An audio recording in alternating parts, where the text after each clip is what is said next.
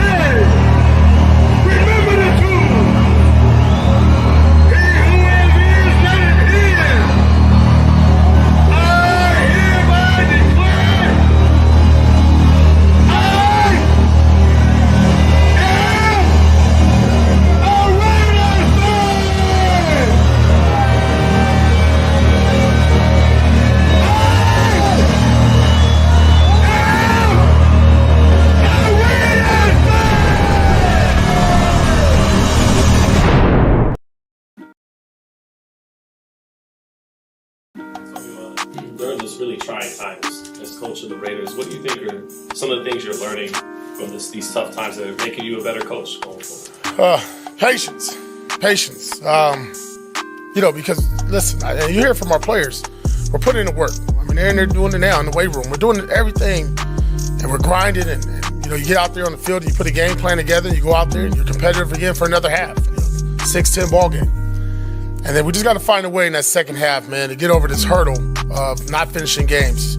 Either not getting off the field, not finishing drives in the end zone, keeping the opponent off the field on third down, not beating our mistakes with penalties at crucial moments in the game. But I would say the one word is just patience. And it's nothing that nobody wants to hear, Raider Nation doesn't want to hear. I wish the record was flipped. Hell, let's play 500 football. I'd be happy with that. But I think the other part about it, what I'm seeing from our players is that I don't see anybody quitting. I don't see nobody quitting this building. I don't see no quit from our staff. I see everybody just trying to figure out ways and answers in a very fluid situation with injuries and everything else that's going on with our team this year. Are you able to lean on Marvin Lewis as well when you go to like a stretch like this where there's been some lean days and he had some lean days when he was in Cincinnati? Yeah, no. Me and Marvin talk every morning at 6 o'clock about this. And, I think the one positive, like you said, him going through that transition from coordinator then to the head coach of the Bengals, getting that organization up to where it was running. He had some dark days, and the one thing we talk about constantly, just keep working.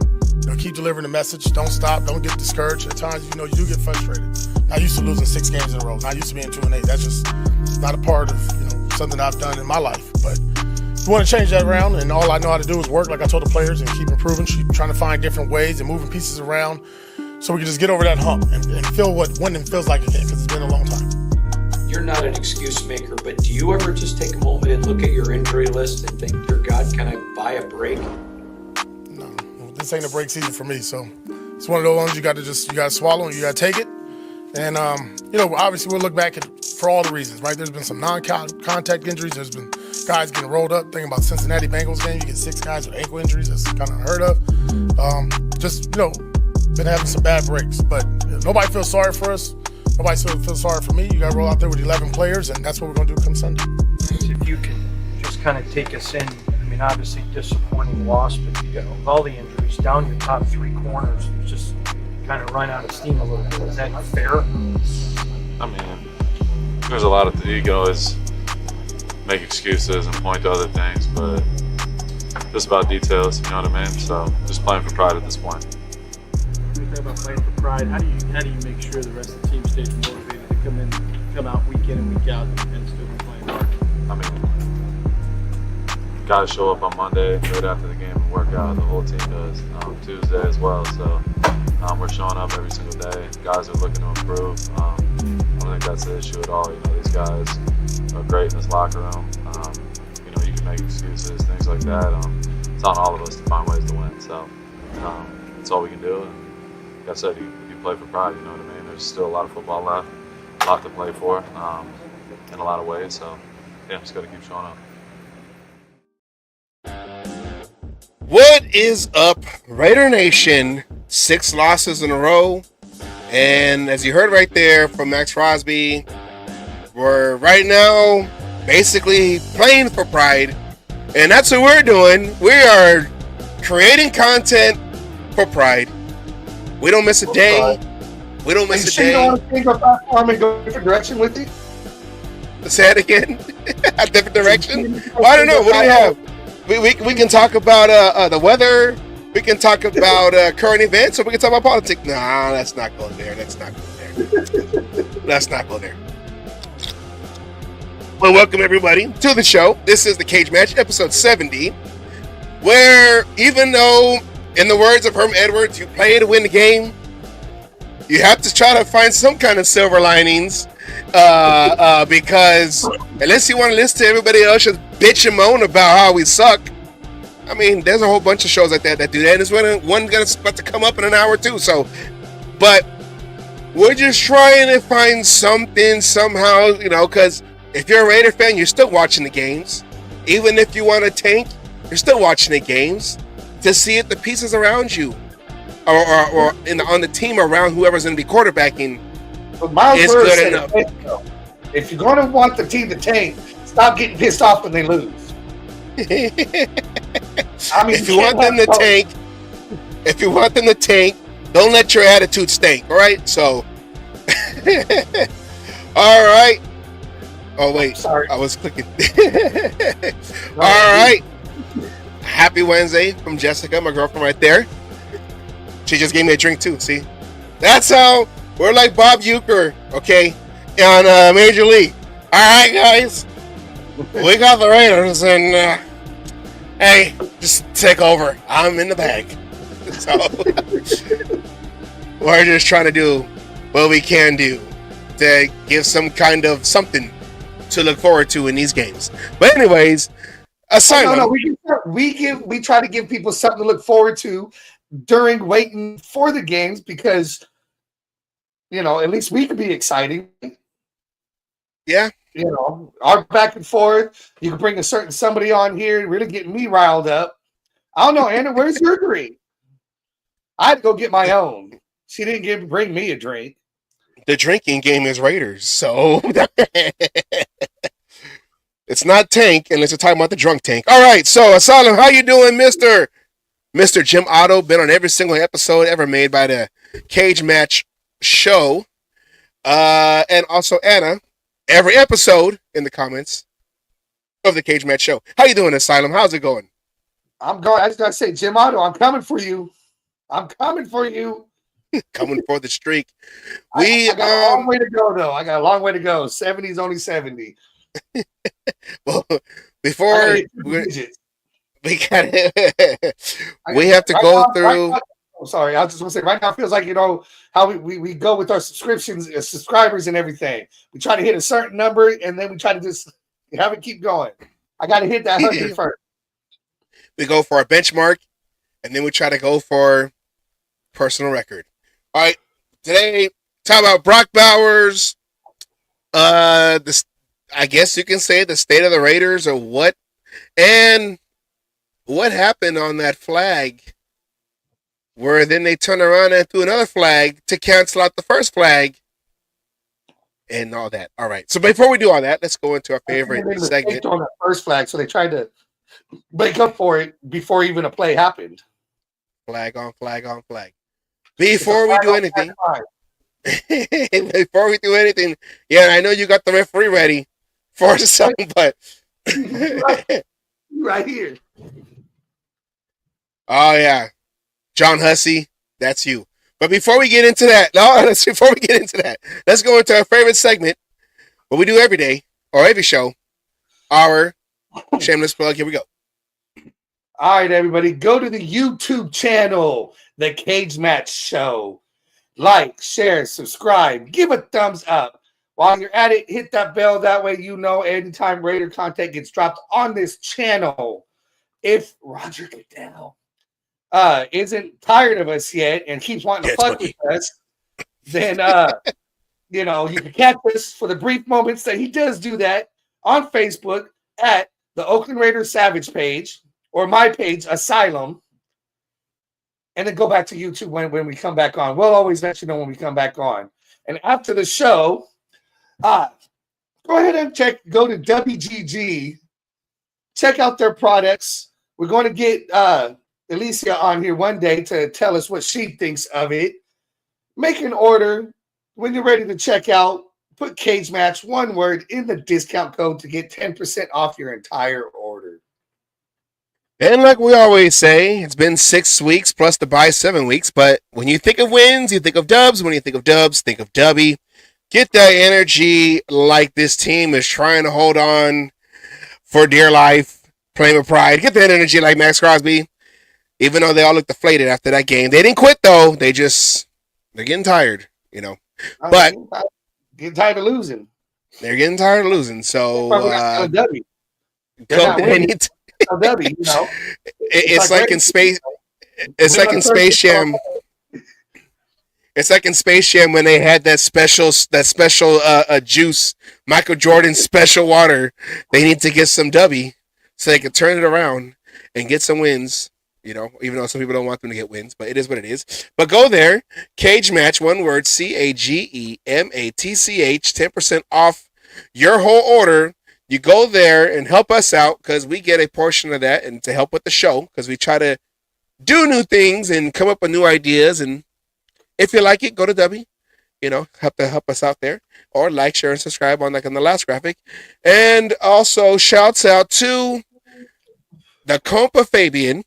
Go to www.rn4lifer.com. Go there, check out his merchandise. He has great merch. I haven't seen him out there the last time I was in Vegas. I was trying to go and get some more to the show. But what I do have is a hat. And like I always say, I only wear hats from the man himself, the Loyal. And also, shouts out to RaiderMan19. Go to RaiderMan19.com. Check out his merch. He has shirts with the Raider Oath printed on there. So get you some merch from there. Get you them shirts. We always do a big shout out to RaiderMan because he's a big part of the show. He's a busy man now. So we do want to try to get him back on the show. But the one thing we want to do is get him to the torch to do the Raider Oath that you hear at the end of our intro. We want to get him there somehow, some way. Maybe that's the last thing the Raiders need to do is have him go over there and light a fire underneath them with the Oakland Mystique. Wow, with the Oakland Mystique. And have him. I know, we're all going through some changes, with this Raider team, so this kind of team will turn you into a man by all the hard liquor you drink. So go there. Sorry, trying to get him to the torch. I was like, go there, go to the torch, and make sure he's there. Now go to the torch, and we want him to go to the torch and do the Raider Oath, because maybe that's the last thing they need is that kind of extra motivation to go out there, because the Raider Nation, that's basically a poem of the Raider Nation saying, I am a Raider fan, and have him light that torch would be... Can you imagine all 65,000 people saying, I am a Raiders fan? That would be the ultimate... I don't know what it would just be big. It would just be big. It would just be big. That'd be high. You'd be high on life. We all be high on life after that one.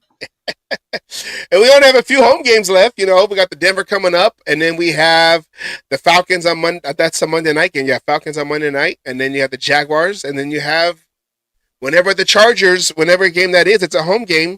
But the last time he's done the oath in Las Vegas was the Charger game, last game of the season, 2021. He was out there in the tailgate performing with Raiderhead, which Raiderhead will be performing this Saturday in Vegas at the Raider Fan Convention. So That's a free plug. I'm just putting that out there. But No, we're charging huh? a penny. We're charging him. So, looking at this schedule, I know we are out the playoffs. We're out the playoffs. No, But Maxx we're not. Crosby's We got a chance. I'm just well, kidding. okay. We can find a genie in a bottle or Christina Aguilera, either or. We can go chocolate with liquor. I don't know. looking at this schedule, I mean, you have the Chiefs on Friday night after Thanksgiving. You know, going to the Buccaneers, going to Tampa Bay. The Falcons got killed by the Broncos this past Sunday. So, you know, the Jaguars haven't really been playing all that well this whole season. The Saints with Derek Carr, they're up and down. And of course, the Chargers. Playing by the time we play him, though. I know that's going to be a big thing, you know. And it's like, are we going to show up? Because can you imagine if Derek Carr goes off on the Raiders? You know, so it is what it is. The only thing we have to lose is a high draft pick. I mean, and that's fair. Yeah, 'cause I think we're number 5. Four. I think number 4. No, I think we're 4. I think we got bumped up to 4. So moving up real quick. Hold on. And then moving up on the draft standings right there. But it's not always a good thing. It's not always a good thing. And like, you know, AP said, they're not using an excuse, but and I'm just pointing out the facts is that No, I guess we're 5 still. Giants are still above us at 4. Okay. We're still 5. and Giants might be looking for a quarterback because I think they're about to get ready to move on from Matt Jones. Matt Jones, right? Matt Oh, Jones? no, I thought they had Danny DeVito. Danny DeVito is doing sub commercials, okay? So I don't know. I don't know. Yeah, I we're not think they getting might a free plug. But then they might be in there. They might be one kind of like how the Vikings did this past season. They might be one to go in there and sneak in a pick, get a quarterback, or they might go and trade down. You don't know yet. It's still early to determine the row or the order of draft picks. But hey, we'll probably be in the top 5 the way it looks. So we'll be there. We'll be there. Unless we get about 3 wins. Yeah, so and I mean, looking at the standings too, we haven't won we won 2 games in the conference. We haven't won a game in the division. 1 game at home, 1 game away. We're you know, consistent. going into this, you can see going into this season. I mean, like you can't really, and I know AP's still learning and everything, but I can't really put everything on him because going into the season, you had a totally different team compared to what's out there now. I think it just more shows that we didn't really fully have a lot of depth. But then again, you're going into your 3rd and 4th string players with all these injuries that the Raiders have, and a lot of the and injuries started before the season even started. Yeah, you know, so I started with Kuntz. You know, with Kuntz, we're both trying to do the same shit. You know, I mean, injuries started early, and then you know we've lost. You know, key starters. It's not even just injury; it's key starters, key positions. That's McNamara's back. That's just a little out of date. Yeah, it's missing a few people on there too. Yeah. But I mean, and we'll talk more about, the injuries that happened in Miami, but it just seems like every time we turn around, we're having an injury. Luckily, some of them are coming back the next week, but a lot of these injuries are looking, I mean, on defense alone, you got 5 key injuries, 2 of them on the defensive line. Yeah. Yeah, starting off, you had Kuntz going, didn't get to play a regular season snap. Then came Epps. We lost Epps. And then our backup, our backup linebacker, Masterson, was out, who's been with the team for a couple of years now. So he was out. And then you had Christian Wilkins go out, who was our big acquisition on the offseason. He goes out. Maxx Crosby was one game, but we don't know how, because he hasn't gotten sacks in like 3 games, and I don't know, he could be slow with the injury, but just still trying to go out there. He had the high ankle sprain that kept him out of the Browns game. Again, though, I mean, if you look at it, he's back to doing it all by himself. I mean, in the beginning, Tyree was, up and down going, he's starting to come around a little bit, but this is about the time that Kuntz fired up, so it could happen with Tyree, but Kuntz wasn't there. Then you lose Wilkins, and what helped, again, what we were saying last year, right? Somebody needs to step up and help him, and he has no help on that line. He's trying to do it all. Yeah. And, especially the way they've been moving him around in different slots with different positions.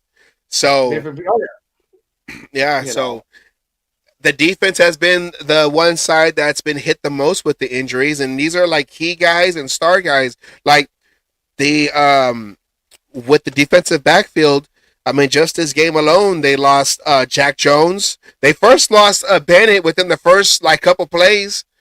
He was out. Second play of the game. I haven't heard anything. Have you heard anything about his injury? No, I haven't heard anything about his injury or Jack Jones, exactly what it was. All they said was they're going to see how they're going throughout the week. They haven't practiced since, even including today, they haven't practiced both players. But first Nate Hobbs was out. Nate Hobbs didn't even start. Yeah, Nate Hobbs was out. So, I mean, that secondary is decimated right now. We're playing rookies who haven't really had much time to play, in this. And granted, so they got to learn by fire, trial by fire and shit. So, I mean, as we saw in the game, Miami, the reason Miami won that game, and it started, and I'll say this from the get-go, it started from the first possession. They were able to, put together 6+ minute drives every drive they had. So that keeps the defense on the field for a long period of time. Then because you lost key secondary people, it allowed, Tyreek Hill, a chain. I hope I said it right. A chain, however you say it. Don't want me to butcher it, but a chain. A chain, coming out of the backfield. There was a lot of third downs, and on 3rd and 4th down, we couldn't stop them if our life depended on it, which then allowed them to continue marching. And if you give a team 6 minutes of drive, I mean, you're going to fucking lose games like that. Yeah, and especially if we're not going downfield and scoring touchdowns, because they're going downfield, killing the clock, and then score a touchdown. We have to match that. And I mean, the offense did look more efficient, but before we go into the offensive side, I do want to this right here from Devon, almost time to shut down some players and start seeing what we have in others. We're kind of doing that right now with all the injuries, so we're kind of doing that. But going off of that, guys like Maxx Crosby, guys like on the defensive side, Robert Spillane. Well, I don't know if Spillane will get shut down because they need to go and resign him. He's going to be a free agent. Well, no, they need to resign him, but I thought you were going. Players like that are not going to fucking agree to get shut down. Not this early in the season. Yeah. They're not going. They're going to be out there and they're going to want to play. There's no shutting. Diablo would be probably another one. You've got key people who would not be able to sit on the fucking bench with 6 more games left. Yeah.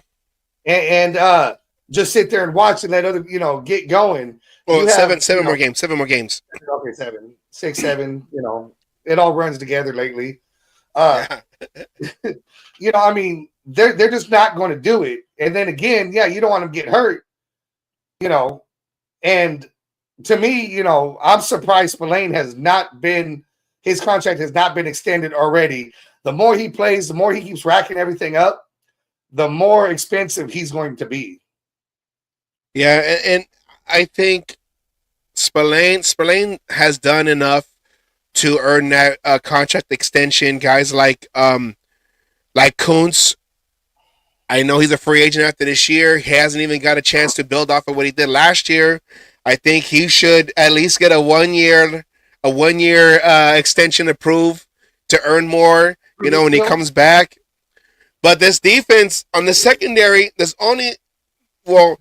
after Jack Jones went out, the only starter from day one was Morig, because And because you had, and he's another one who's up that we have to think about extending or not.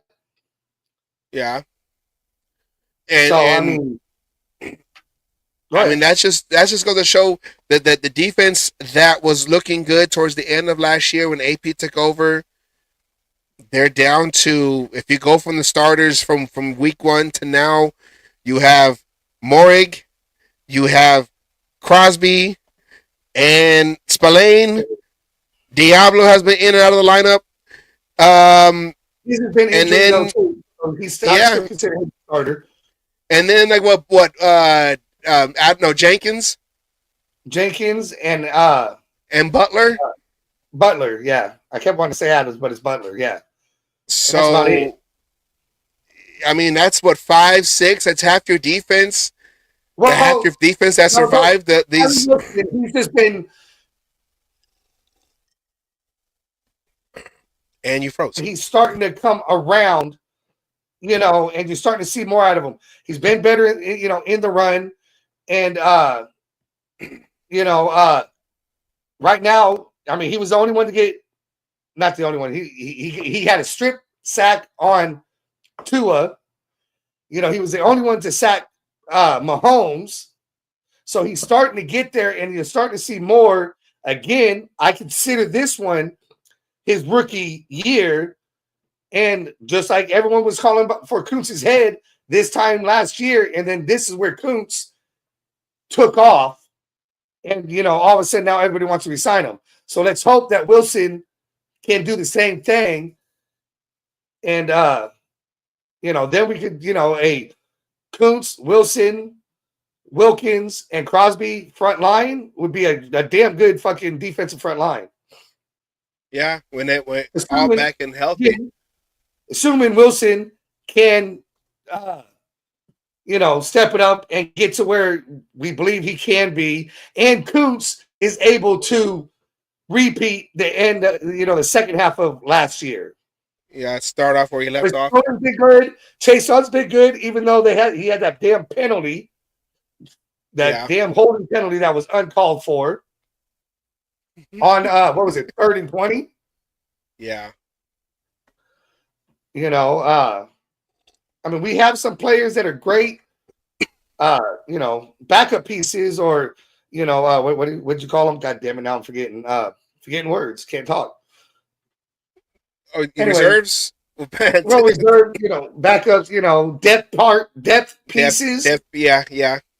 We got, if we keep it together and get things going, it's injuries though. Again, it's injuries. Too many people are hurt and out, or playing hurt, and it's affecting their play. Again, that secondary was so shot that middle of the field was wide open, and they kept using the middle of the field. Yeah, and that was when the Dolphins would go on and go in motion. You'll see Spillane trying to tell guys, hey, he's moving. But you got a lot of young pieces out there that are, I don't want to say they're not used to the communication, but when you had all these guys, the starters, they will all talk to each other. They all communicate, especially with Marcus Epps, in the backfield, being that the quarterback of the defensive backfield. They don't have that, and there's just a lot of guys. Some guys are playing man, and some guys are playing zone, and you'll have a guy playing man, and a guy playing zone right next to each other, and just a lot of miscommunication. And that does, the coaches also have a part in that.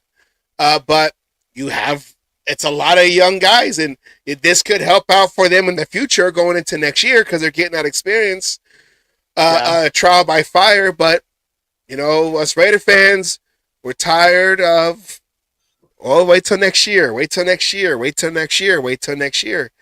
And this is one of those seasons where it's like you can be mad, but it's like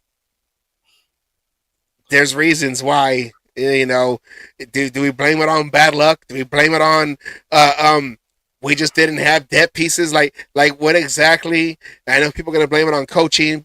People are gonna blame it on quarterback play. It's like everything is everything when it comes to this season, this 2024 version of the Raiders. So no, I mean, I think we have depth pieces. We do have depth pieces. Not everywhere. I'm not saying throughout the whole team, but we do have key depth pieces, and we need to add to the parts we're lacking. But the problem is when you have basically a shit ton of your depth pieces in, and your starters, the guys who's been working, together, like you said, together. We said it about quarterbacks. We said it about O'Connell last year, right? He was the third string quarterback. He was. He did not take rest with the first stringers. He did not, get to do all that shit. He was basically holding a clipboard, and then he gets thrown in there, and you expect him to have that continuity with players. It's not there because they weren't practicing together. They weren't doing this shit together. Cadence, right? That's what we always hear. Cadence when it comes to quarterbacks. Well, you have cadence on defense as well. You have cadence on both sides. You have the cadence of who's in the ear saying what. No, leave my alcohol alone. I do not blame my alcohol. It's the song. Okay. There's a cadence. You're used to hearing a certain person. You're not used to the one having to call on the defensive side, because generally when you're in there, you got that veteran doing that. And then when you have, the offensive line, what they say? As of the Miami game, it was our 6th different Miami offensive line combination. That does not help either. Yes, you're trying to figure shit out. Yes, it's because of injuries, but you're going into what was that week? Game 11, right? So game 11, and you've already had 6 different combinations.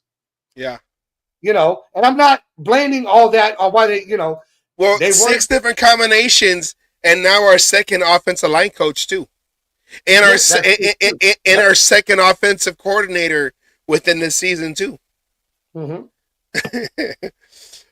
So there's a lot of things that go into play in all this, and yes, there's blame to go around. Coaches need to take some of it. Players need to take some of it. Injury could take. We could break down percentages, and by the time you're done, there's going to be 100 different reasons on why we're just playing the way we've been playing. Yeah, and if you have an alcoholic problem, please either go to your local AA meeting or stop watching the Raider game. I would do neither, okay? Because this is my team, and I'm going to be there to the end of the bottle or the end of the season, whatever comes first. The bottle does. And in the bottle, we can get a new bottle, but we can't get a new season for another year, okay? So, no. Look, I know we're tired of saying, next season, but at least we're not Cowboys fans, and every year saying this is our season. We become let's just see what happens first, okay? Yeah. And then I'll going into week 1, undefeated, let's go! We always have that going. And then, of course, games start getting played and we start realizing that we like to drink. Yeah. And these shows, like this is our second season doing this show. Doing this show. We've done many shows before in different platforms and everything like Raider Homers in the chats, Section 105. We've been on his show many times, Captain shows many times, and it's one of those things where it's like, what else can you say? Like, what else can you say about this team? Because we've been doing this for the last 22 years since the Super Bowl, and that's what Jason Downs has brought up, the championship game. And I know Charles Woodson was injured Charles Woodson was injured, and Philip Buchanan was injured. Charles Woodson did come back for the Super Bowl. Buchanan was out the rest of the year after the Buffalo Bills game when he broke his wrist. But I do believe Anthony Dorsett and Rod Woodson was still playing. Crown Royal or Budweiser. We got to put Budweiser on there. I have to avoid Budweiser, but I don't. But I mean, I do remember. I remember that Rod Woodson was still back there playing safety going into the Super Bowl, and also Tony Dorsett. Or I'm sorry, Anthony Dorsett, not Tony Dorsett. That's the father. The son, Anthony Dorsett, the other safety, was still out there playing. But I do know we were missing our two corners, and then Charles Woodson came back for the Super Bowl. So, I know you can't blame injuries. Injuries are part of the game. This is a collision sport. But when you have so many injuries to key players are gone, and especially on the strength of our team, which is the defense, because the offense, yeah, okay, Andre James is injured, but now we get to see JPJ now in his second game starting now.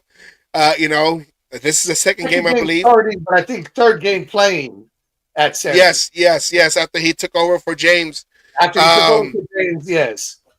You got to see him, and I know Mumford was out on the right side, but you threw in DJ Glaze, and he was able to hold his own as for being a rookie and for being. Oh yeah. Yeah, he was able to hold his own on that side, on the right side. But the defense going in was supposed to be our strength, especially the way they ended last year. And we thought, okay, well, the defense will keep us in games, which they did in the beginning of the season. Keep us in games to allow the offense to find their footing and eventually, find their identity. And Devon said that earlier. He just wants to see if this team even has an identity. Let me have an identity so I know which direction we're going to, where we're going to build on that for next year.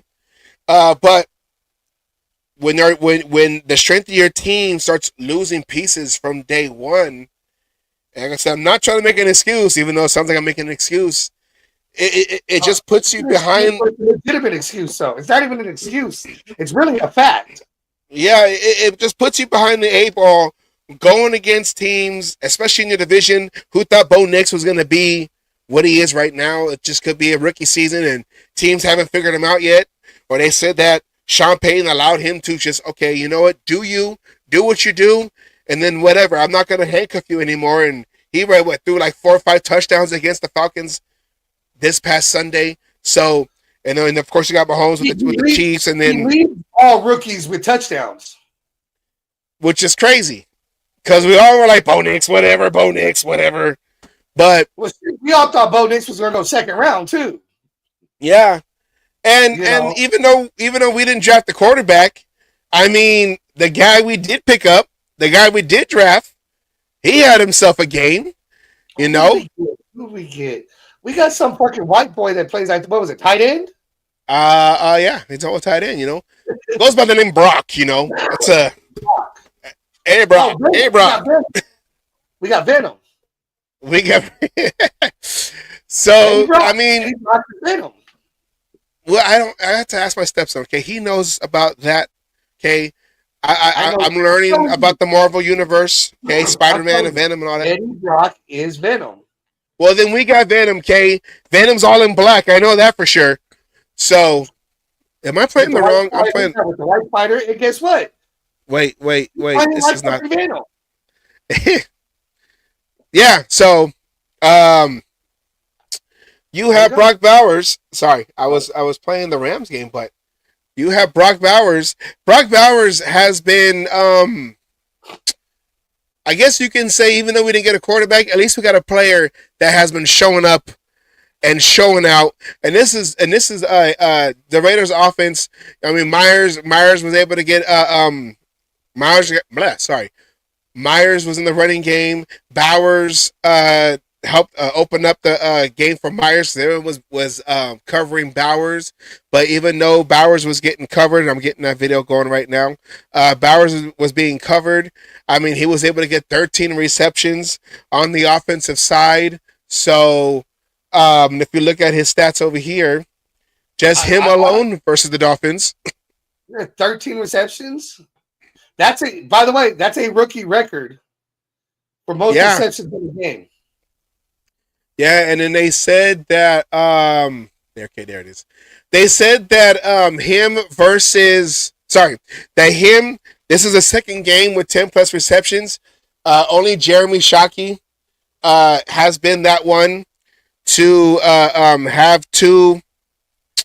have at least 10 plus 10 plus reception games as a rookie tight end. So I'm just trying to get this video ready. And then, hey guys, hold on, before you play this, and we kind of count on Bowers some more.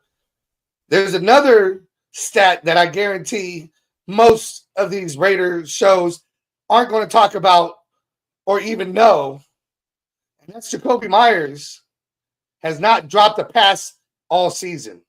Jacoby Myers has not dropped the pass all season.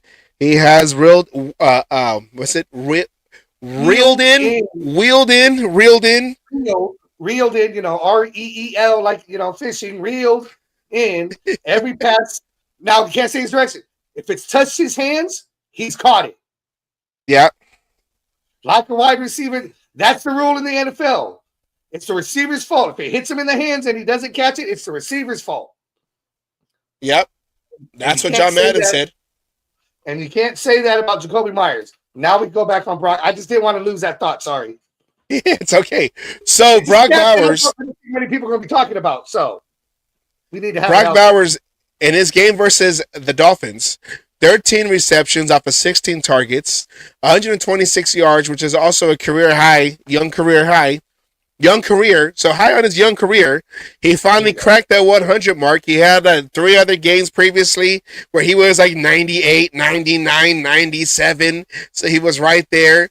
Finally cracks that 100 mark, goes 126 yards of receiving. Like you said, 13 receptions is most by a rookie tight end in a single game. Second game with 10 plus receptions, which ties Jeremy Shockey for a rookie tight end to have 2 games of 10 plus, and this is his 8th game with 5 plus receptions. Only 3 games. Straight? Isn't that 8 straight, or is it? No, it's not 8 straight. That's not 8 straight, but 8 out of 8. Yeah, 8 out of whatever. He had a streak going, and he was working on breaking the record for the streak, but I didn't remember if he got it last week or not. So, well, he is. I want to look up the Jacoby Myers stat, but he's been putting up numbers, and if you look at his stats after this week, his 70 receptions are only 3 less than the top receiver, not just tight end, but the top overall receiver, which is Jamar Chase, and he had 1 extra game. He hasn't had their bye week yet, so the Bengals haven't had their bye week yet. So with 1 less game, he is only 3 receptions behind the leading overall receiver. So Brock Bowers is the leading receiver. If you go by, in my book, okay, because we had the bye and he has it, Brock Bowers is the leading receiver because as soon as Chase has his bye, we know he's going to surpass him again. So, Brock Bowers is number 1 among everything. I know it says 2 because we got to be politically correct. Well, that's second overall. Second overall when it comes to tight ends, and we're not talking rookie. We're talking overall tight ends. We're talking in the same category as Kelsey, as Kittle. Yes. Who was the other damn one? God damn it. The others, yeah. 89 targets is the most by all tight ends. 706 yards is the most of all tight ends so far this year. 378 yards after catch, the yak yards, is first among all tight ends. And 38 of his receptions for first downs, first among tight ends. So our number 13th pick has been showing up and showing out And for a team, for an organization who hasn't had a lot of first round picks that panned out, especially within the first season, this right here shows promise that we're having weapons, offensive pieces for whoever is going to be that permanent quarterback coming in, whether it's next year through the draft or whatever, however we get that guy. We're building the pieces around. If we can keep Jacoby Myers, and we got Brock Bowers, and then we got Michael Mayer, who just came back off of his 7-week personal leave. I mean, we're building an offense. We're building weapons. And I know we're tired of saying we're building this, we're building that. I want to see it now. Well, we're seeing glimpses of it right here. And with the correct video right here, oh, my God. With the correct video right here, I mean, this guy, when he catches the ball, it's a first down. Just about. Damn near every time. It's like damn near every time. I mean, first down right there. I mean, and he's catching contested ball. It's just not simple shit. But like you said, the impressive thing there is it's the yards after catch. 70 something yards after catch. Yeah. I mean, so it's not just catch and getting hit, and going down. That's okay. Usually, who beats us fucking on base? It's Travis Kelce, right? And it's usually because it's yards after catch. He catches the ball and then runs for fucking 20 goddamn yards after that. I mean, look right there. 2 guys on him, and he's still got 3 extra yards out of that. That's the kind of shit you want to see. And he's really small for a tight end, if you think about it. He broke a tackle there for the touchdown. He should have more touchdowns than what he does right now. And that was fucking bullshit. They had to investigate that little fucking dance. Fucking bullshit. When they showed fucking like 7 other players in the NFL who did that dance, but why they gotta bring it up says because Bowers did it. Okay, now Asylum gets free. We have him. I fully believe we're sitting on injured reserve right now. Yeah. Sorry, you froze or I froze, whatever it was. Okay, so repeat because you froze. All I heard was we're sitting on him on injured reserve. So no, it was to the comment. Yeah. Game manager, and we have that at least, and he could be better than a game manager in my opinion. But he's on injured reserve right now, and that's fucking Aiden O'Connell, Team Ramrod. Okay? The broken thumb. He could do it, but the question is, he can't do it without an offensive line being able to give him the time. As we've seen, I mean, Minshew ran 3 times. 3 times in the game. Twice on the other side of the line of scrimmage. One, I don't know what the fuck he was doing and trying to get a concussion. The second one was for damn near a first down, which is what we want to see. That second run. And then he did his normal shit where he went right to the line of scrimmage and starts running in circles. Yeah. Okay. Now Minshew, everyone complains Aiden O'Connell is a statue. He only stands there. Right? Even Homer was on here saying Minshew could run. He's a mobile quarterback. I have not seen it out of Minshew. I want to see it out of Minshew because that will help your offensive line. That will help your running game. And that will help, your offense in general. Not running in fucking circles and stopping. Hold on.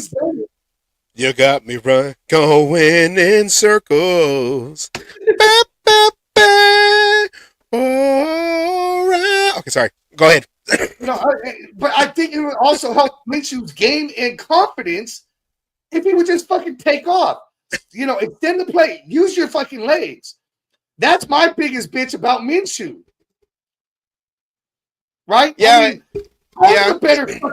Derek Carr's a better goddamn runner after he broke his fucking leg and was scared to run.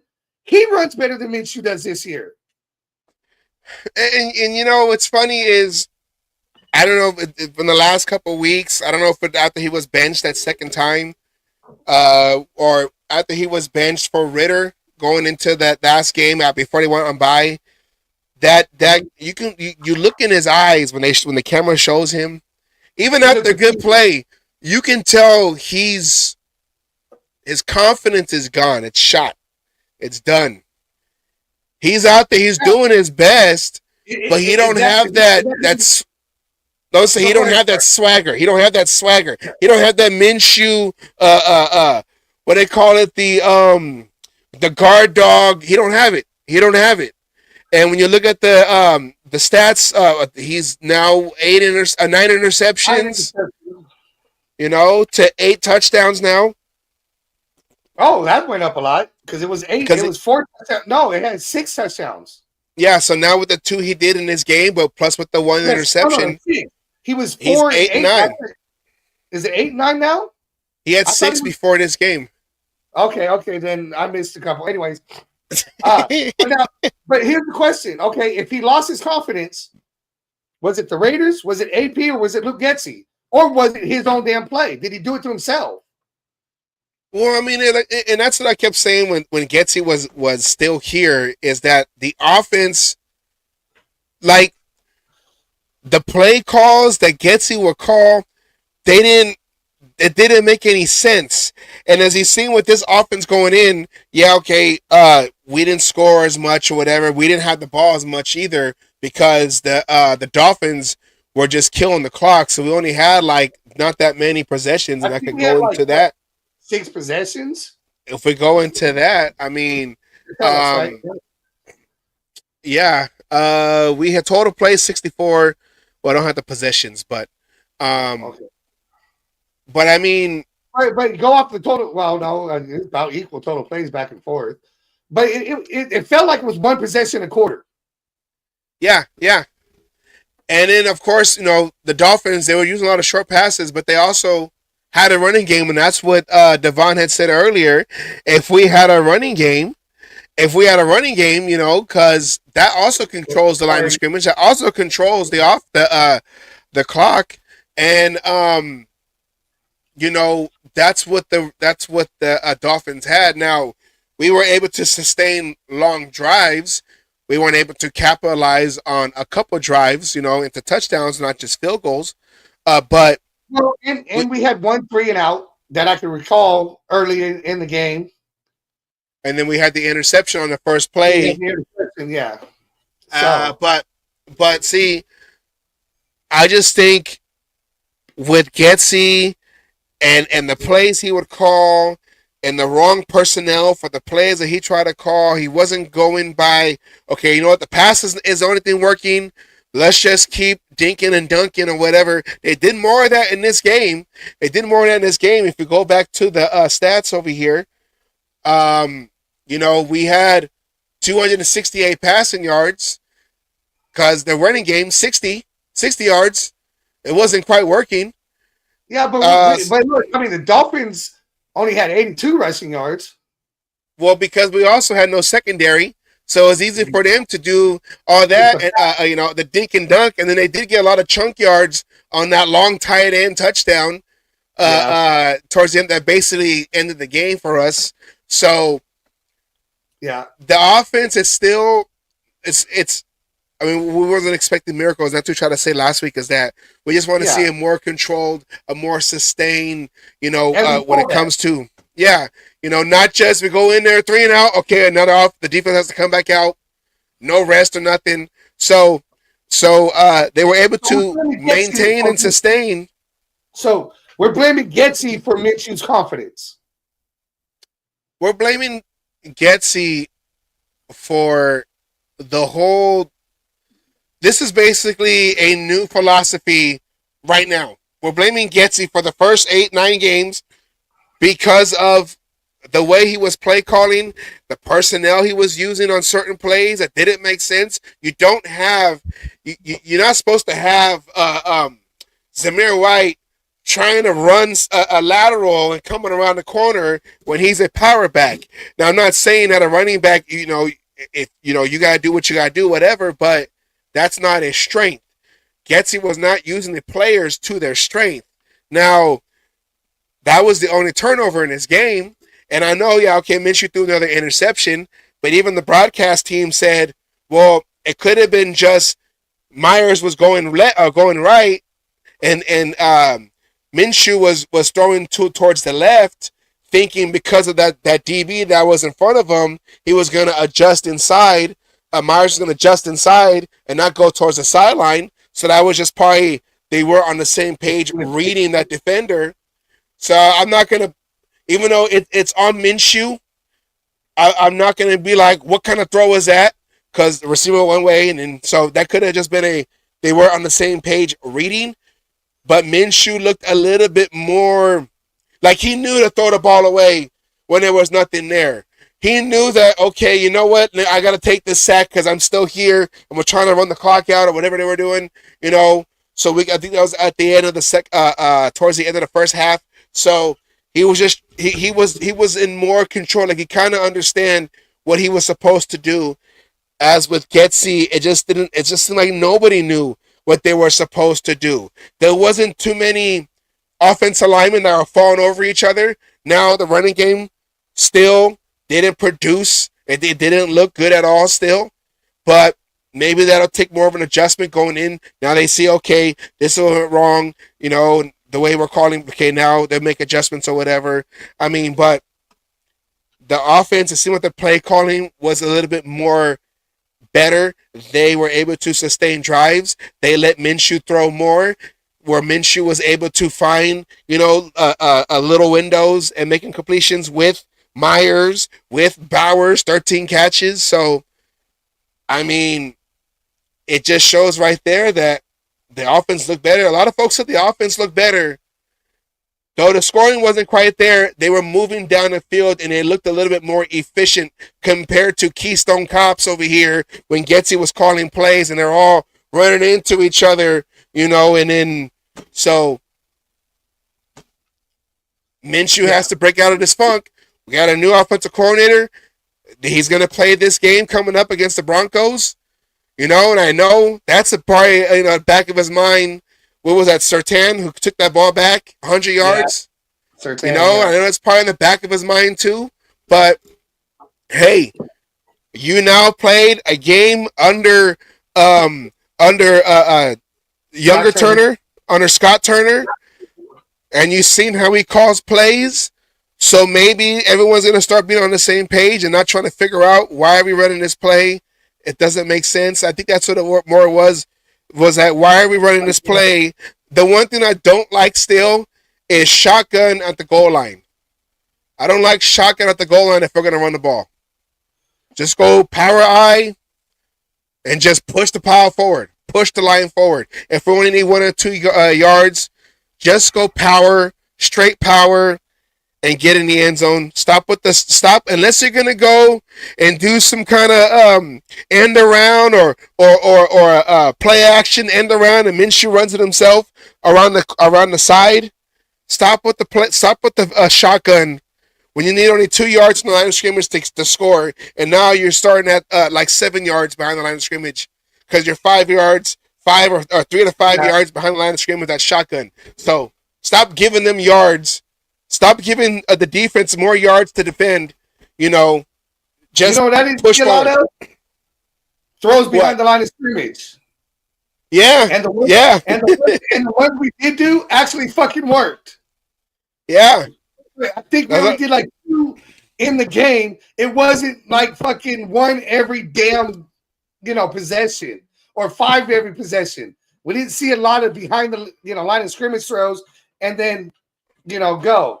Now, unfortunately, Bowers, his only run attempt he had went for -3 yards. But hey, it is what it is. That's your saying right there. Yeah, I say that all the time. Speaking of drinking, hey, no. Hold on, drinking game, Raiders. So, I mean, I know that there's nothing to play for when it comes to postseason. I mean, we can clearly kind of play spoiler. Hold on, we can play spoiler. We can play spoiler, and that's playing for pride. Let's go and give the Chiefs their second loss in 2 weeks from now. Let's go and spoil Bo Nix's. I'm the rookie of the year candidate. Let's go spoil his campaign for that. you know. But and then and that's what the offense was doing. They were doing more jet sweeps. They did it with Bowers. That didn't quite. I think he got like -3 yards in that. But it worked with Jacoby Myers and Trey Tucker. Yeah, so the other thing they were lacking this time in this game also was going downfield. They did have that one pass to Tucker late in the game. Where it was like a low ball that he had to he had to go on his knees to catch. That was probably the longest reception air-wise, for Minshew. So they do need to now try to go downfield more. They said they wanted to, but there was no opportunities. I'm going to spoil our pick. I don't want the top pick because you know what? Everyone talking about a quarterback, but yet, who was the number one fucking draft pick in this fucking year, and is he playing like a number one draft pick? Caleb Williams. And is he playing like a number one draft pick? No, he's getting outplayed by the second overall fucking pick. Oh, funny. CJ Stroud, the year before, is the same thing. You don't know what you're getting. Okay, I said this to Captain. He called me because we were hoping to get somebody else on the show to help explain something to us. But unfortunately, that didn't work out. Medical emergency and everything. But, I'd rather spend one more year seeing what we got with Aiden O'Connell. And if it doesn't work out, there's somebody else who will be coming out in the draft the year after that I'd rather have over Shador Sanders, over fucking Cam Ward, over every quarterback in this draft. And that's Arch Manning. Manning brother in silver. Oh, not one. Our brother. A Manning bloodline. That's what I meant to say. In silver and black. And that could be. I mean, in fact, he goes both ways. But the question is, not many. I don't think anybody goes both ways in the NFL anymore. And depends if they went to a Diddy party. Sorry. Go ahead. Sorry. Go ahead. Fucking play. I mean, we have talent on this team. See, I don't agree with that, Devon, and one reason only. Dion comes with him. And I don't want Dion involved with anything to do with this fucking team. We don't need the ego. We don't need all that bullshit. We don't need the distraction of a Deion Sanders just because his son's on our fucking team. I'd rather see what we got. We have talent on this team. We just have to fix certain aspects, like we talked about, offensive line, coaching, getting the right offensive coordinator in there, shit like that, and see what we have. And then there's better prospects coming out next year than there is this year. Besides, you know who most likely is going to pick before us, and that's where Fedor's going to go anyways, and that's going to be the Cowboys. Yeah. Sanders Vrabel is going to the Cowboys. Dable with the Giants. I mean, he was a good coordinator. I forgot who was the offensive coordinator for before he became the Giants head coach. But I mean, see, and that's we're in that Raider purgatory again right now because it's the Bills. He was with the Bills. See, the chat always knows. The chat always knows, But we're in that Raider purgatory because we've been here many, many times, and I know I still have that graphic. Let's just go with Mark Davis so far as owner picking these head coaches. We've been through so many head coaches. And yeah, Antonio Pierce in his first full year as head coach, no interim tag, head coach, the record shows 2-7. Even he would say, hey, you are what your record is. That's an old Bill Parcells phrase, I believe. You are what your record is. And that the campaign is not looking good in his first year, though he has been dealing with a lot, like when it comes to players being injured, and you had a receiver that finally came on and said that he didn't want to be here, even though it was reported that he didn't want to be here for the last year and a half or so since Carr was still here, even though he came over to be with Carr. So a lot going on. I'm not trying to, like I said, I'm not trying to make excuses, but there's a lot. And and me and Homer were talking about this yesterday. He had called me, and I said, I just don't want to keep changing coaches, because you change a coach, you change a philosophy. You change a coach, you change the philosophy on both sides of the ball. Now we're starting all over again, learning all over again. How long of a learning curve does these players need to get down the system and the philosophy that this new coach has? And it's like we're stuck. Like, what's the right path to go? Who you talking to? I'm going to answer Devon's question right here. Okay. And there's two things I'm bringing up in this. Okay, this right here, distraction. Devon, this time next year. Damn it, I hit it. It went up. There we go. This time next year, let's talk about the Sanderses. I don't give a fuck what team it is, whether it's ours, whatever team, and we'll see how big of a distraction Dion has been to whatever team his son goes to. He's already starting this shit with the whole thing of depending on who drafts him will determine if he goes. You know, he's already said this shit ahead of time. If it's not what Dion wants, he's not going to fucking play there. It's already starting a distraction. Caleb Williams said he wanted ownership stakes in whatever team drafts him. That was a fucking distraction before shit got going on. And the other part, going to what you were saying, I said this with Peggy last week. I've said this whole season. You have to keep fucking AP. You need to keep the consistency going. We've done this too many times, changing coaches after a year, changing coaches halfway through a year, giving them a year and a half. You have to turn around and give AP, as far as I'm concerned, a minimum of 2 years, if not 3 years, for the consistency. Because you want people to come to your team when you don't know who the fuck coach is going to be year in and year out. And like you said, the constant change in verbiage, and how, they want players. How many times have we brought in a new coach, cut players because they weren't their choices, and they've gone to other teams to succeed? You got the good players on this team, but you're going to let them go just because Dion doesn't want them, because you know what? Dion thinks he can find a better fucking cornerback or a better fucking lineman, whatever. No. Stick with what we got. Let's just see. You have to give him the fucking chance. That's all I'm saying. You have to give him the chance. Cutting him after a year for Vrabel, or whoever else is not going to fucking help this team. You want to keep players like Maxx Crosby? How do you think that's going to fucking happen? By changing coaches every fucking year? No. Crosby's going to get fed up and leave too. You're going to fucking lose all kinds of these players and everything that's going, and all because you want the hot name. And yes, Sanders has worked fucking wonders for Colorado, but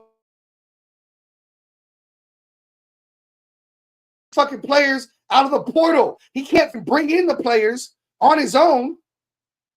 He has to do the portal. They enter the portal. He's bringing them in this way, and these are players that, diva-ish, whatever. I'm not getting enough playing time over here, so I'm going to go over here to get my playing time. Yes, it helps me in the draft. I don't blame college players as much. It may have worked for Elway, but you know what? I have no respect for Elway. I have no respect for Eli either. I do like the fact he beat Brady twice, and that's the only plus he's got in my book. But I got no respect for those players, because how many other fucking people have fucking played for the team? How about a Barry Sanders? You think he wanted to play for the fucking Lions? Or you think he wanted to go to a team that gave him a chance? No, that man stuck out his career with the team that drafted him, because that's what you're supposed to do. When your rookie contract's up, go to another team. It's called free agency. But you don't fucking pull a diva move and say, I'm better than this. Jamarcus Russell, holding out for more fucking money as a goddamn rookie? Granted, he helped this fucking comment with playing like shit, but this is what I'm talking about. You play for the team that drafts you. It's just what you do. And then when your rookie contract is up, you can go elsewhere. Just because it worked in the past and go. I mean, Elway, it took him forever to get his 2 goddamn Super Bowls, and going. And then, oh my God, because it worked so well for Elway, let's bring him in as general manager. How'd that fucking work? It only worked when he got Manning. Speaking of. But the thing is, I don't know. That's the kind of shit that's distractions. The Raiders have had too many distractions. And we're going back to Al Davis years. And fuck, I'll even say this much. Towards the end, Al Davis was his own distraction sometimes. Yeah. But when you have distractions on the team, you take away from shit. You lose good players. And then when Maxx Crosby leaves, what are you guys going to do? Blame every fucking buddy else, and not put it on it's Mark Davis's fault. It's the coaching fault. Well, he's had so many fucking, coaches. What do you expect out of them? Well, if we don't keep changing coaches, then you have a chance of keeping these key core players, and I'm going to say the key core players, and building around. You can't do that when you got a coach who comes in and says, that's not who I would have got. That's not my guy. That's that. And go, and then turn around, and then you get mad because we've lost the players. Let's just try something out of the blue. Let's try some consistency for once, and see how that goes. And I think where it all messed up was John Gruden having to resign. Rich Bisaccia took over, got them to the playoffs. I know Rich Bisaccia, he's back being a special teams coach, and I think he's with Green Bay, I believe, right now. But after Mark Davis moved on from Bisaccia and he got Josh McDaniels because of the Patriot way and how they had so much success and whatever for the last 20 plus years, and he wasn't the main offensive coordinator from the beginning of that run. That was Charlie Weiss. But Josh McDaniels giving him a second chance, coming in, him tearing up the team, and then bringing all these other guys in. And I just think that's where it all kind of went down south again for this franchise, kind of like a stock market. That's what dipped. The whole organization was doing that. AP is trying to come in. Well, he's coming in. He's trying to at least change the culture to something, more intimidating and I guess trying to find that old Raider mystique back. But with this year and the injuries and everything, and it's not starting off well for his head coaching career. It's not. And Devon, if we keep AP, get Sanders, and keep his father away from the fucking team, you let that out and get him a coordinator, I could live with that possibility. Even though I think Cam Ward is a better quarterback than Sanders, I could live with that. But the key thing there is keeping his father away. If he stays in Colorado, keeping him away and not involved with what the fuck's going on, I could live with that and see how things go. But I still think Arch Manning's going to be better. And if you have a chance to see what you got, and if it don't work out, you get him the following year with all your other pieces in place to where all it is the quarterback, I think that's a better option for us. But again, that is my opinion. And I just can't see. I can't see that happen. I'm not saying either way. I just can't see Deion Sanders coming over to be the Raiders head coach. He keeps saying that he doesn't want to go nowhere. He said it recently in a recent press conference that Deion Sanders said that he has his kickstand down here in Colorado, which means he's fine right here. He's happy right here in Colorado. So I can't see it, but I think if there is a team, it would be the Cowboys because of maybe his familiarity with the organization and Jerry Jones. Will Jerry Jones give him freedom to be his own coach? Because Jerry Jones is basically like Al Davis. Al Davis was the football mind. Jerry Jones was the great businessman who I guess learned, not want to say learned football, but, became his own GM after he got rid of why am I forgetting the coach's name? He's on Fox. Why am I forgetting his name? Johnson. No, he got rid of Johnson for the other college coach, and then they won a Super Bowl after that. So now you have Jerry Jones thinking he's the great GM and he knows whatever, but the Cowboys have been going through the same thing for the last since '94 when they won, '95 when they won. I think they won '95. Niners won '94. So I mean, that's why I just can't see him coming into either organization because it's like the same thing, whether it's silver and black or silver and blue. I think he's more happy staying in college. I can't see it. Now if it does, I'm not saying it won't happen. I just can't see that happening. It will be a big splash. It will be a big splash because Mark Davis likes to make splashes. Yeah, but that hasn't worked out. I know. I'm not saying. I'm saying is I can't see it happening. I'll be surprised, but at the same time, not surprised. Well, that's a Mark Davis move right there. The big splash hire. I don't know. I don't know. I can't agree with this either. If he's on the fucking team trying to coach anything, then now he's in the coach's ear. Now, not even doing the DB coach. He's in the coach's ear about, fucking his son this. You're not using him right. You got to do this. You got to do. No. Dion needs wherever Shador goes, in order for Shador to succeed, his dad cannot be there. Yes, I know his dad has the NFL experience. Yeah. I know, everything's going. I know he's coaching him now, and I agree. Dion's doing a hell of a job in Colorado with college with getting these boys ready to become men in the NFL. If he could stay doing that, it seems to be working. Stay doing that.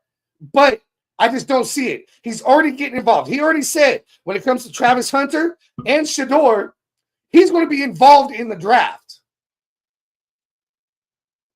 So, I mean, again, egos, shit like that. Stick with what you're doing. Stick with what goes. The draft plays out. Dion had no control where the fuck he was going. He played for the team that he got drafted to.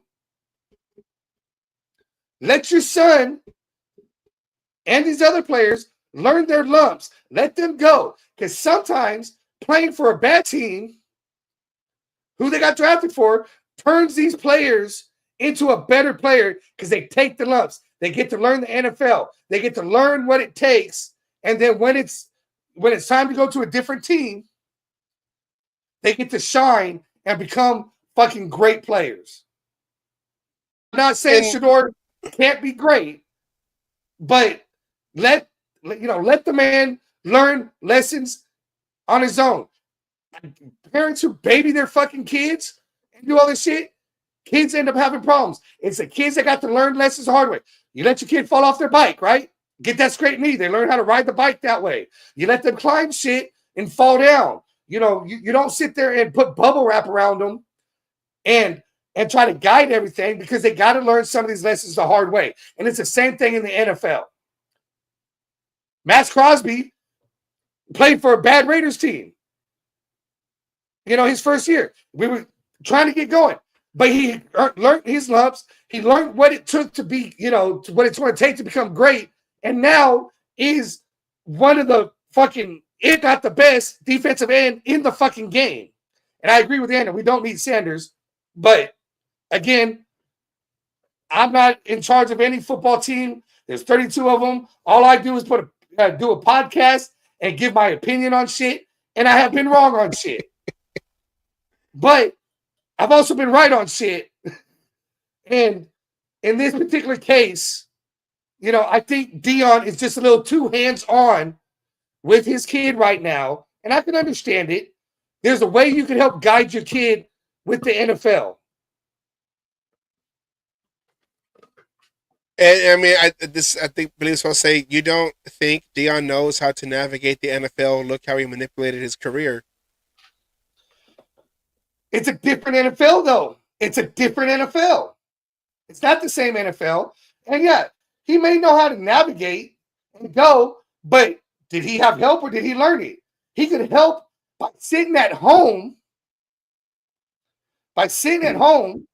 Yeah, he played for who he wanted because of his play.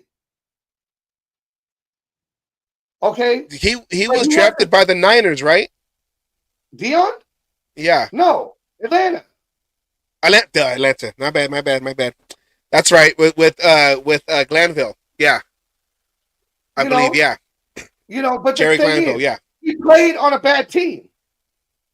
He excelled on a bad team, which therefore, when the time came and his contract was over, he can now dictate where he wanted to go. So let his son play for whatever fucking team that he gets drafted with. Let's say he's the only bright spot on that team. The team didn't build anything around him. So when the time comes and his rookie contract is over, and now he has suitors, then Dion could come in and help him guide in the NFL. I wouldn't go with this team because this is what I'm seeing going on. This is a team I'd go with because they got the building blocks in place. You may struggle your first 2 years with this team, but after that, they're headed the right direction. That's all fine at home and behind the scenes. But we all know in prime time, he can't do that. He loves the fucking camera, and it's going to be what it ends up fucking being. I think it's in regards to Deion Sanders trying to put a hand in where his son goes when it comes to the draft. I just think it's because let's say he goes to a team like what teams right now need quarterbacks outside of us. I know the Cowboys just re-signed they just re-signed what's his name? Dak Prescott for a big contract, but now he's out the season with a hamstring. So you have these other teams, let's say like the Giants need a quarterback. Let's say the Patriots drafted 2, so they should be fine with their 2 guys. Okay, but I want to go ahead. I want to answer this question, so leave it up. So when you're done, I can answer this question.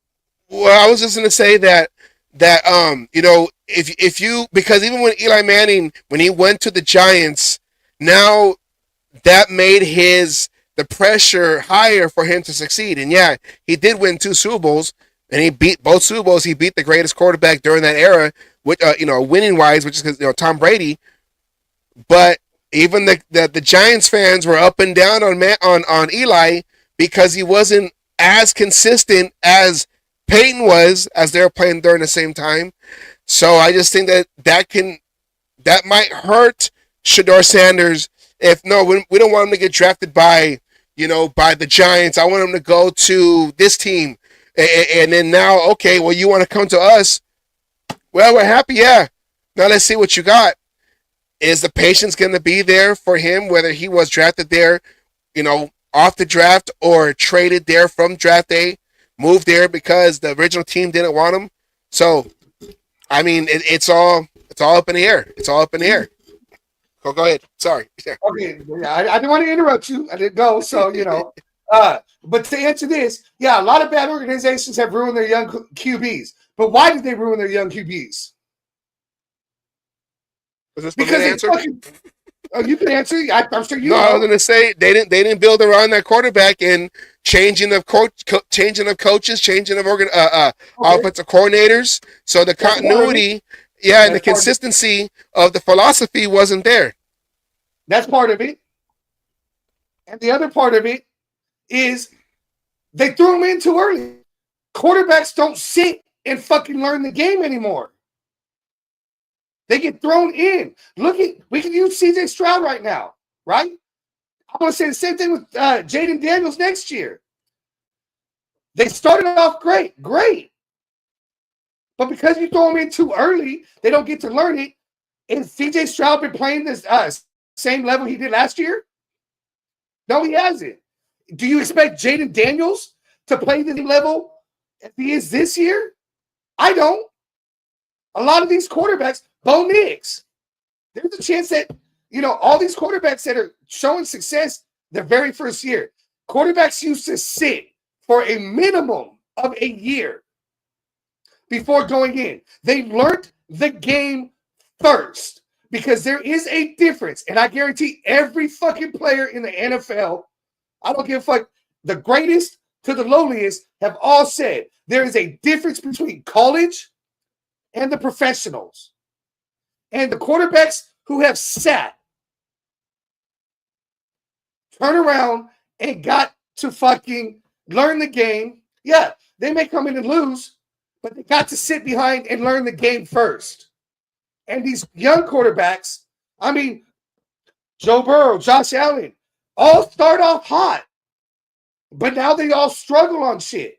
Yeah, you got, this one's going to hurt. Kermit, who sat for a fucking year and is considered the GOAT already. You have fucking, you go Brett Favre. He sat in Atlanta, then got traded to Green Bay, and then became something. And then following Steve him Young. was Aaron Rodgers. Yeah, who sat. And then Jordan Love. Who sat. Tom Brady behind Bledsoe for a year and came in because of an injury and then just took over the team. Manning Peyton Manning, he started from day one, had a horrible season. I think he had like one win in his first season, a whole bunch of interceptions, and then became, the sheriff. Peyton Manning.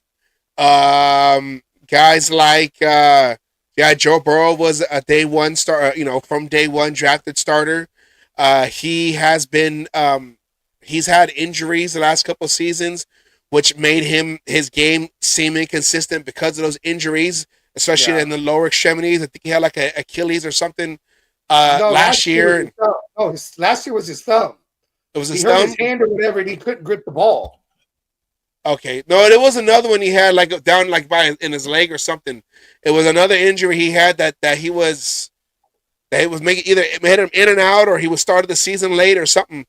But like it's each player drafted. It's all different circumstances, and yeah, you rather the rookie quarterback who's gonna be your savior or the face of the franchise that's gonna be your franchise. You rather him sit back and learn. Let's say learn the offense and just kind of learn how to command an offense, from the veteran that's in front of you. But the problem with us Raiders is each year it seems like we have a new coordinator every year. So every quarterback's learning a new system every year. O'Connell is in his third offensive coordinator. No, fourth offensive coordinator. Fourth offensive coordinator in his second year. Yes, well, he hasn't played on him yet. He hasn't played on him yet because he's still on IR. He hasn't played under Turner, even though Turner has been there since last year. He's been there as the passing coordinator, but as him being the play caller, he's already had 4 play callers in his 2 years, in his year and a half he's been in the NFL. Derek Carr has had an X amount of offensive coordinators, and it seemed like one every year, if not one every year, one every other year. I believe, same thing happened to Carr, and how's that going? Carr was not a bad quarterback, but that's what we're saying. 9 years, and I think it was like 8 different offensive coordinators. Yeah. Yeah, like and then the head coaching too. And he was another one who started right away. Granted, he beat out the veteran. Yeah, Matt Schaub. He beat out the veteran that was brought in to be the starter, but he struggled at. Well, the coach he had was Dennis Allen too. He had success under. They turn around and fucking fire him and bring in somebody else. So again, we're going back to consistency as well. Yeah. And that's, I agree. He came in his rookie year, and I believe it was 4 games later, Dennis Allen was fired for Tom Cable. No, it's not Tom Cable, for Tony Sparano. I had the graphic for Tony Sparano. So You went from a defensive head coach to an offensive head coach who brought out the Wildcat. Then you went back to a defensive head coach in Jack Del Rio, who he did have an offensive coordinator that Carr liked. And then in 2016, you know, they were contending in the AFC until he broke his leg on Christmas Eve against the Colts. And then John Gruden had to rebuild it all. That he should have been taken out of. Yeah. Because they're up by 2 scores, you know, at least 2 scores. And then John Gruden coming in, which I understood the hire of John Gruden. I understood, you know, offensive guy. He's been with the organization already. But you know, Gruden is more of I need a veteran quarterback because they won with Rich Gannon, who was like 10, 11, 12 years in the league when he came over. And then he won the Super Bowl with Brad Johnson, who was like the same 10, 11, 12 years in the league. So Gruden needs a veteran quarterback. I mean, and Derek Carr was in his 1, 2, 3, 4, like 5th year, 6th year with John Gruden. You know, 6th year in the league when John Gruden came in. And there was bad, I don't want to call it bad blood, but there was a rift between Gruden's first year and Carr's first year as well. Yeah. So, I mean, it's just when it comes to the Raiders, the one thing that we haven't had in many years is consistency, and more so consistency with the head coach. Jack Del Rio and John Gruden are probably our last 2 long tenured coaches. Jack Del Rio had 3 seasons. John Gruden had 3 seasons and 5 games. So, or 4 seasons and 5 games, 3 seasons and 5 games, 18, 19, 20. Yeah, 3 seasons and 5 games. 3 seasons, yeah. So, and since Mark Davis took over in 2012, you know, I don't count the 2011 year because he was still using Hugh Jackson, Al Davis's last hire, Hugh Jackson, as coach. But once Mark Davis, you know, started his first year officially, and you know, brought in McKenzie, they went to Dennis Allen, which was a McKenzie hire. I don't know why, you know, because the offense, for the most part, I mean, salary cap hell though. McKenzie should have just been an accountant, okay, and then just. No, I don't disagree with that. McKenzie did bring us a couple of good players. McKenzie should have just not touched the coach, okay. You brought in Dennis Allen, and then Dennis Allen got fired again recently with the Saints. Dennis Allen's not a good head coach, and you know, it's just we do this dance every year around this time. What's gonna happen next year? What are we gonna do in the draft? What are we gonna do? What are we gonna do in the draft? What are we gonna do at quarterback? And for Derek Carr, we didn't have to worry about that for a while. But then once McDaniels pushed out Carr, Garoppolo, Stidham, then Garoppolo, then Brian Hoyer, and then O'Connell was going to take over, but then we were going to go see with the veteran Minshew, and Minshew's been inconsistent, but it could be because of the offensive coordinator. It's like we can't point. Like I said, there's no direction we can point to say, let's go this way. Okay? So we're going to start over again with a new quarterback and a new coach. Okay? So let's go this way. Okay, so you're going to start over again with a new quarterback, but a head coach that as of right now is 2-8.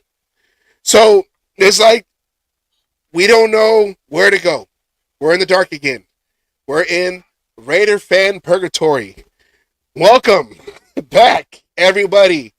Well, your hope has drowned with the ship, but I don't know. And that's what we do. We do that every year. And as Raider fans, I don't want to say you should be used to it because I'm tired of being used to it. I know you're tired of being used to it. Everybody in the chats are tired of being used to it because why are other teams looking good? The Browns looked good for a little bit.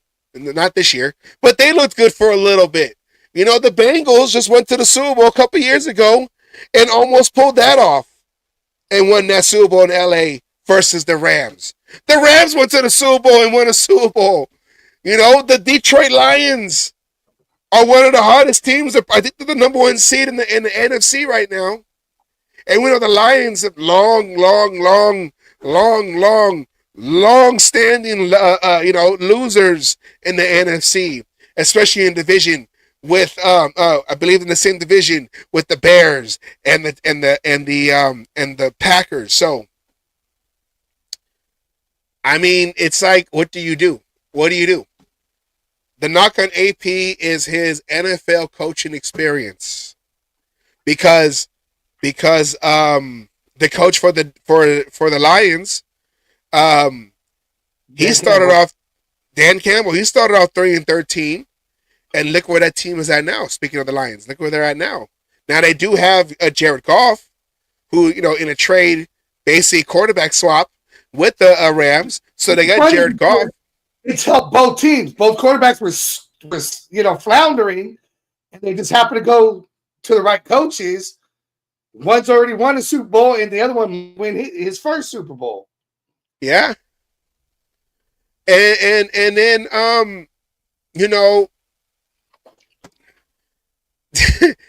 so there's just and like Devon said it earlier, all of the above, everything, all of the above, injuries, incompetent. Well, I don't say incompetent, but just bad offensive coaching, offensive coordinator.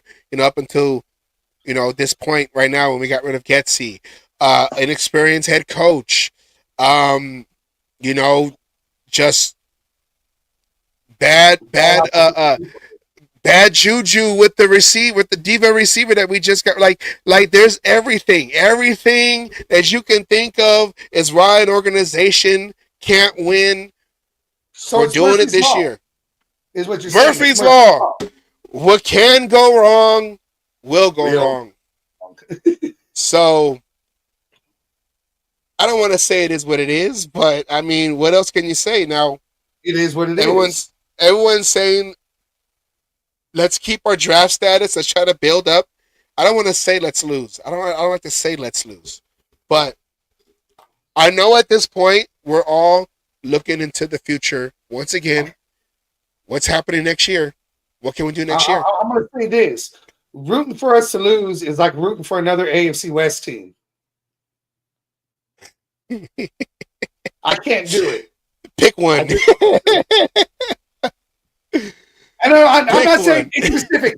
I'm just saying I can't root for an AFC West team. I've had people ask me, hey, I don't care if it's AFC West teams in the Super Bowl, I'm rooting for them to lose.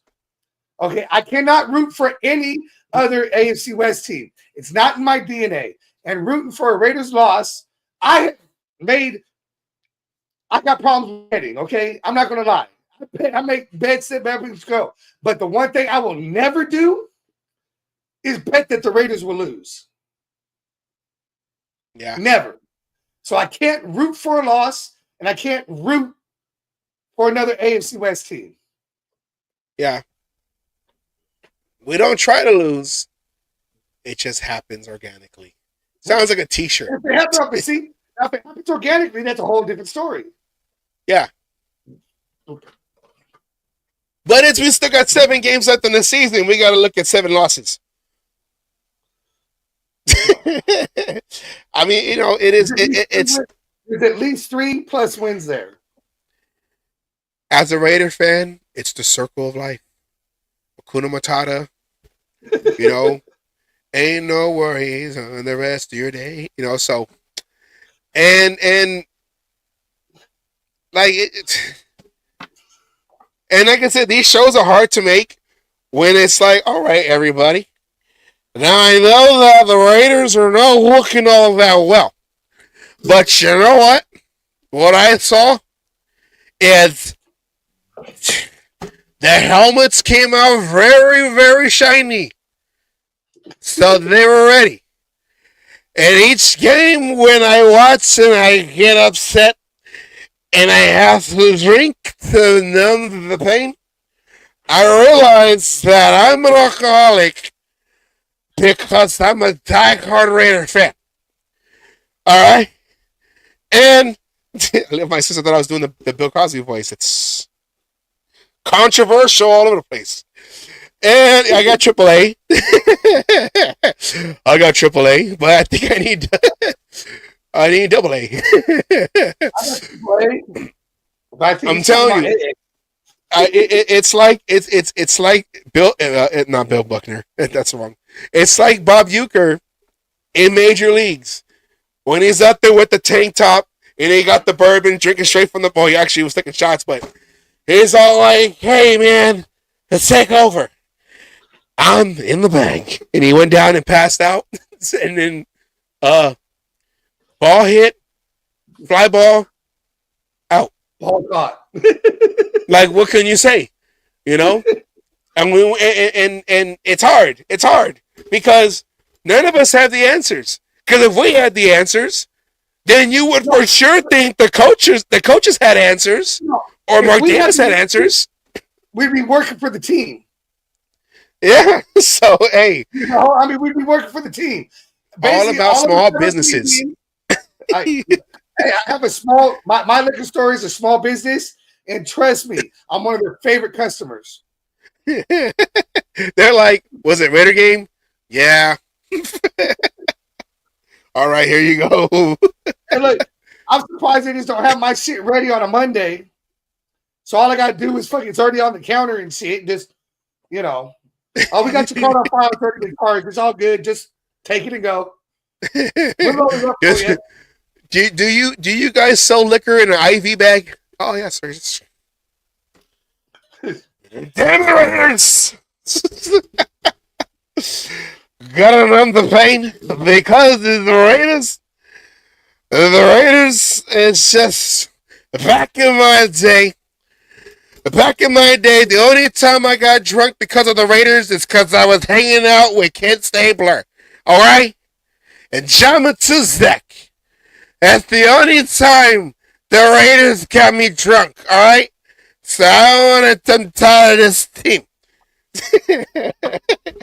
Hey, don't forget about the King's Court and everything else. Yeah. Anyways. That's the only time. I can fucking read the fucking playbook by the light of the new box. I lied in the what box? The light in the box. All right, hey, but you know what? He got a Super Bowl, and we had the overall. We had the winning percentage in the NFL for his tenure. Continued on with Jim Plunkett and Tom Flores. So, I mean, even though they partied hard, they also practiced hard and played hard. Oh, yeah, yes, yeah. Matt Millen said that, just because you saw the antics, don't think that they weren't out there, playing hard. Just because that's the secret. That's the secret right there. If you practice hungover, you can play in the game fucking when you're sober. If you can practice hungover, you can play sober. That's the T-shirt it, okay? T-shirt it. We need to do that. If you can practice hungover, you can play sober. I mean, it's like just because Ted Hendricks came to training camp with margaritas, hey, they were still in the AFC Championship game going against the Steelers, so they were still there, knocking on the doorstep, knocking on the door. Girls to run on the fucking practice field, butt booty naked, beat up by the Hells Angels, I mean, there's a book called Cruising with the Twos, which I do have, and I want to start reading that because Matuzak. Oh yeah, John Keenan's book.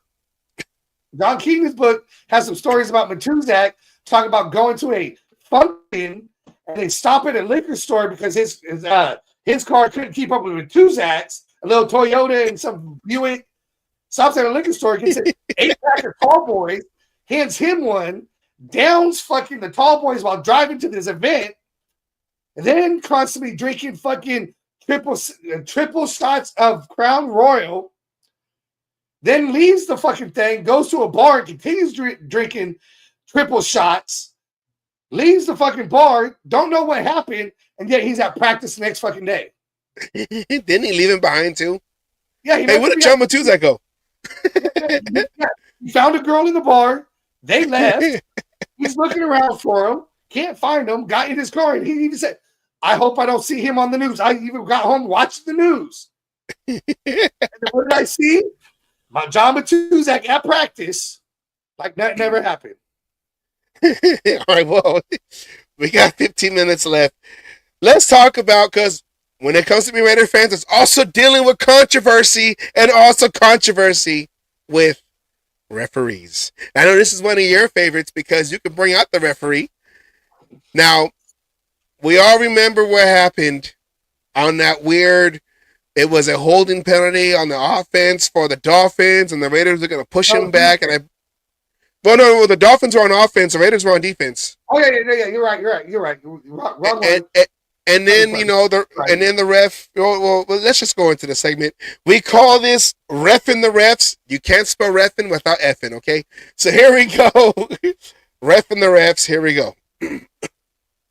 There we go. Hey, throw the goddamn flag!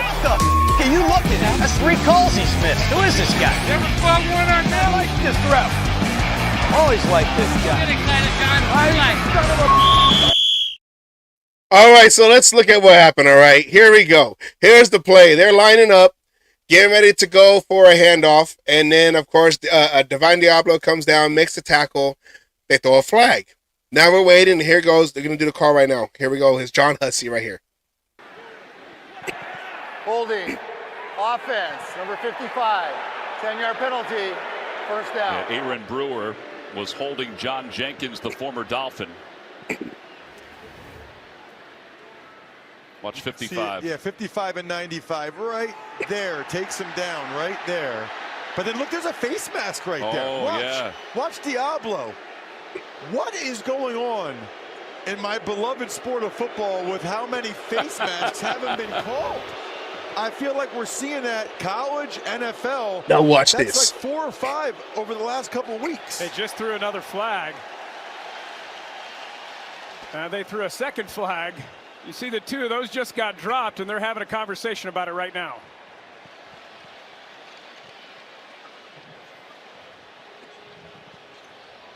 There are 2 fouls on the play, 1 by each team. Holding. Offense. Number 55. Personal foul. Face mask. Number 5 of the defense. Both fouls will set. First down.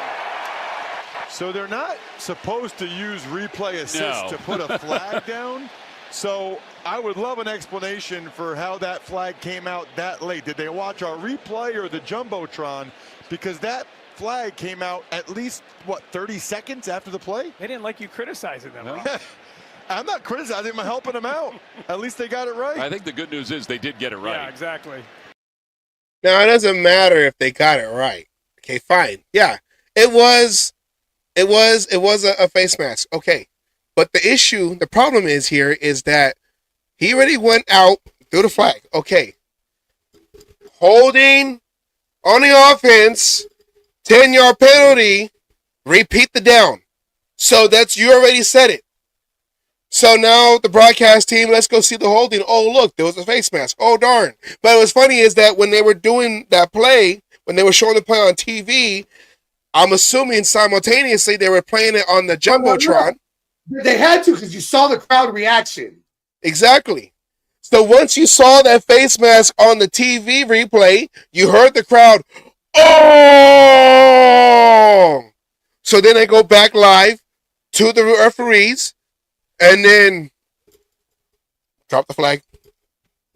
Huddle. Okay. Hey guys, we just realized, it just came to a thought, that I realized, what? Hey, holding on the offense, that still counts, but personal foul, face mask on the defense, penalties offset, we're gonna replay the down. Nobody loses yards. It's as if the down never happened. Gave the Dolphins a second chance on that down, and then eventually they scored. Now, yeah, okay, it was blatant. Yeah, it was a face mask. Okay. But how many times have Raiders got face masks and they didn't go back and be like, hey, we looked at the Jumbotron and realized, Yeah, what? How about Crosby being held? How about the fact Crosby got fucking flagged for punching a guy right in front of a ref, but he was being held at the same fucking time, and that's why he did it, and that flag didn't get thrown. Yeah. So, that was basically that was basically the Dolphins got a free replay call. And this is what they were asked, AP right after the game, they asked him, what did they say to you? So here's what AP said. But there was a face mask call after they had assessed a holding, and it looked as if the refs saw it on the big screen, and I'm just curious, not your opinion, but did you get any explanation from the ref on that? Yeah, they just had a long discussion about it, and they ruled it as face mask. That's all they gave him. That's all they gave him. What do you think, Asylum? Oh, I think, first of all, they need to learn how to throw a flag. So, you know what? Oh, well, you can't use that arm to throw the flag, but, when it goes, you can't go huddle up and just decide, I'm going to lose my arm there too. Well, it happens. So, now that we can't throw flags, we're just going to kick at players and go. And, we might as well make it complete. And then when it comes to right here, if you fucked up, own it up and say something after the game. It happens to the Raiders all the time. Not in the middle like that. To me, it reminded me of the Immaculate Reception. They were scared of the crowd reaction because they were afraid the crowd was going to come up and do this and get rid of the fucking shit and go. And they were going to end up looking like this at the end of the game. So that's why they dropped the fucking flags. And that's what Raider Homer just said right now. Crazy how crowds are influencing games in college and the NFL. Anna says anytime Hussey officiates, it will go against the Raiders. And, basically no kidding. And AP.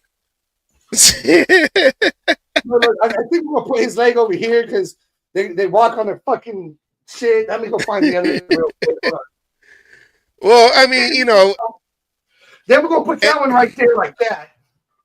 Well, and then let me play real quick what Hondo had said. So they had a reporter that asked Hussey about that play. So here's what Hondo said right here. There was one play that stood out to everybody.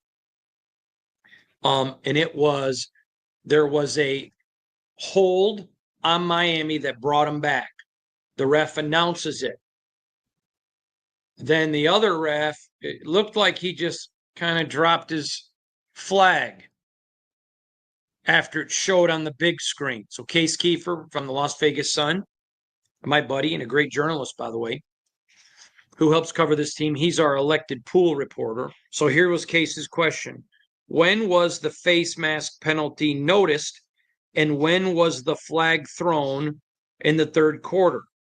Las Vegas first and goal at the 4 with 5:22 remaining. The referee, Hussey, says, quote, so that's the last name. That's his last name. So I announced that the holding penalty from one official, two officials were talking to each other, and they were piecing it together. I think they both had the feeling or a sense that there was something on the play.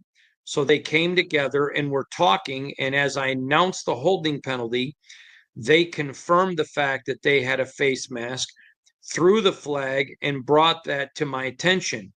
I just took the next step and did another announcement to include the face mask and offset both penalties. Case's follow-up question, was that why the initial holding penalty seemed like it was already assessed? Quote, I don't think it was assessed or stepped off because I had just announced it.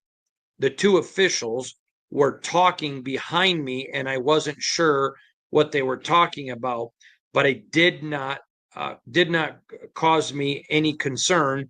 It's just one of those plays where they each had a different angle and they wanted to collectively talk to each other to get that right, or to get that result. Excuse me.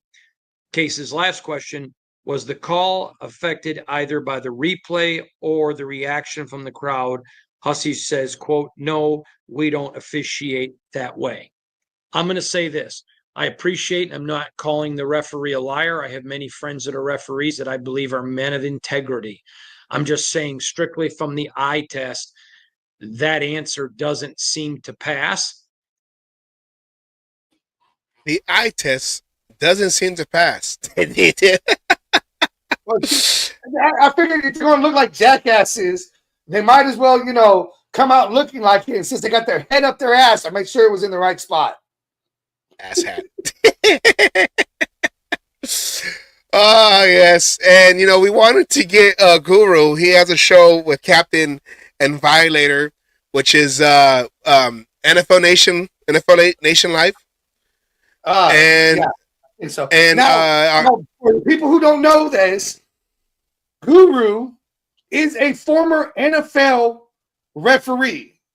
He has done the job. So it's not just somebody's opinion or, what's going on. We're actually getting a professional's opinion, a former NFL referee's opinion on this call or on this play. So here, we wanted to get him on the show, but due to, he had a personal family emergency, we couldn't get him on. He was going to come on, but he was on a show, on his show earlier today with Captain and Violator. Captain allowed us to use his clip. So here's when Captain asked Guru, like Asylum said, former NFL referee, what his thoughts on that, and here's what he had to say right here. And it's like, so I see a flag on the Dolphins. I'm like, oh, cool. But then I see them talking, and then all of a sudden I come back, or actually the TV pans in, but I come back, and then they have a penalty on the Raiders that they didn't call. Yeah. But apparently, and the people that were there said, apparently the Jumbotron called the penalty. They showed it. Right. The Jumbotron called the penalty, and then the flag went out. I'm like, what are you doing? Yeah. Real talk. Real talk. I don't know whose flag that was. I got a hunch probably, but I don't know whose flag it was. But a couple things disturbed me. The Dolphins have learned from the Chiefs that you can move one of your tackles before the snap and nobody's going to throw a flag. That happened way more than it should have. And no flags on the Dolphins for that nonsense. But for Hussey to come out after the game and said, well, I was calling a penalty and there were my guys, if you will, officials, talking around behind me, which, isn't unusual, blah, blah, blah. Mm-hmm. It isn't unusual. What's unusual is for them to be chattering beyond the point in time when the official has made his call. Because if you've made your call, you've made your call. Because by the time the white hat is going out to address the audience, everything's been decided. Right. You've got, you have one flag, you have 80. What's the call? Or you both have the same thing, but they've sorted all that out. So then to have a flag after, not only is it bad optics, but that's just damn near cheating at that point, because you have to alert the white hat that you have or potentially have another call. And if I'm in charge, those guys are never going to work a game again if I find out that they're pulling that crap, because with all this discussion that they're having is, can we offset that in favor of essentially Miami at that point, or can we hurt the Raiders? By having, 2 accepted penalties or whatever the call was. I don't know what the result is of that, but you can't have the optics of replay. I think was in this case, I was told it was showing essentially a face mask, and then they dropped the penalty after. Yeah, then after. So the refs either cheated, or they're derelict in their duties because they didn't inform the white hat of everything that they needed to know before he starts addressing the audience with regards to what the penalty are. That is beyond messed up. That starts with an F, messed up. So there you go, right there. Like once the referee, I'm sorry. I was just going to quote Anna here. Like you and everything, people don't like to go, but I'll say, fuck Hussey, he can go eat some shit. And thank you, Anna, for the update. She always updates on Captain's Show. and everywhere else. Anybody who's going to Vegas this weekend to go to the game, expect major traffic issues because F1 will be in Vegas this weekend, and we know that they like to fuck up the traffic. And it's supposed to rain. So everything that's wrong with the Raiders is going on in Vegas.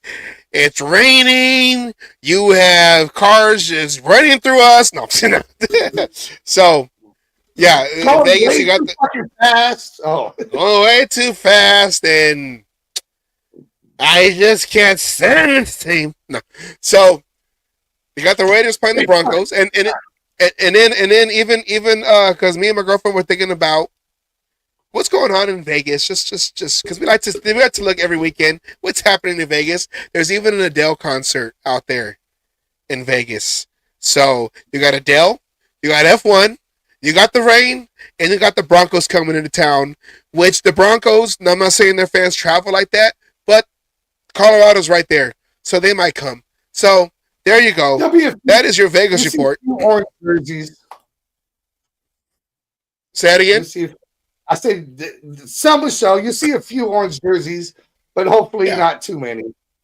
Yeah, and then also the Raider fan convention, which is out there too. Captain Jack, I believe, will be out there too. So tickets are cheap. I believe you're right. Yeah, Anna said they're going for like $100 a ticket. You talking about the Raider game? Yeah, for this. Yeah, for the Broncos. Oh, game. no, not F1. No, not F1. Not Adele. Tickets for Donkey Game are going for around 100. Hey, and then can we reconsider? I don't know. Do you want to go to a rodeo? I don't know. We'll see. I mean, usually when I go see, it's the Crazy Horse. No, I'm joking. If anyone knows the Crazy Horse, let me relax right now. I do. Okay. Well, that call that the referees made. Huh? Mustang Ranch might be better. If you walk in with a Jimmy G jersey, you can. Well, that was the bunny. You ranch. get a free lap dance. All right, most people won't be able to get to their hotels because of the road. Yeah, see, look at that. See, you're gonna have to go stay out there outside the strip. You got hotel ante. So I know you should be able to miss all that shit. I mean, you still got to get to the main strip. Yeah, to get to the game. You get close and have to walk the rest of it. I mean, it's Vegas. You expect to walk in Vegas. And then they let you drink out in public so you can numb yourself as you walk in Vegas, and it ain't gonna be too hot, so you won't get dehydrated because you'll be hydrated with the rain coming down on you. So hey, it sounds like a plan. Can you guys swing around and pick me up too? I mean, this is what it comes to, all right, guys. Let's not take this season too seriously because, hey, it is what it is. It is what it is. Go out there, support your local liquor stores, like Devon said. Or your local bar. Or your local bar. Go over there and, those are small businesses too. Go over there and spend the money. Be with other friends. My Raiders group out here, we support a small business. Our watch parties are at a small business. So you know what? Don't forget about the little guy. Exactly. Shout out to Otis Lair. Thank you for letting us come every week when you're normally closed, but you open up for us.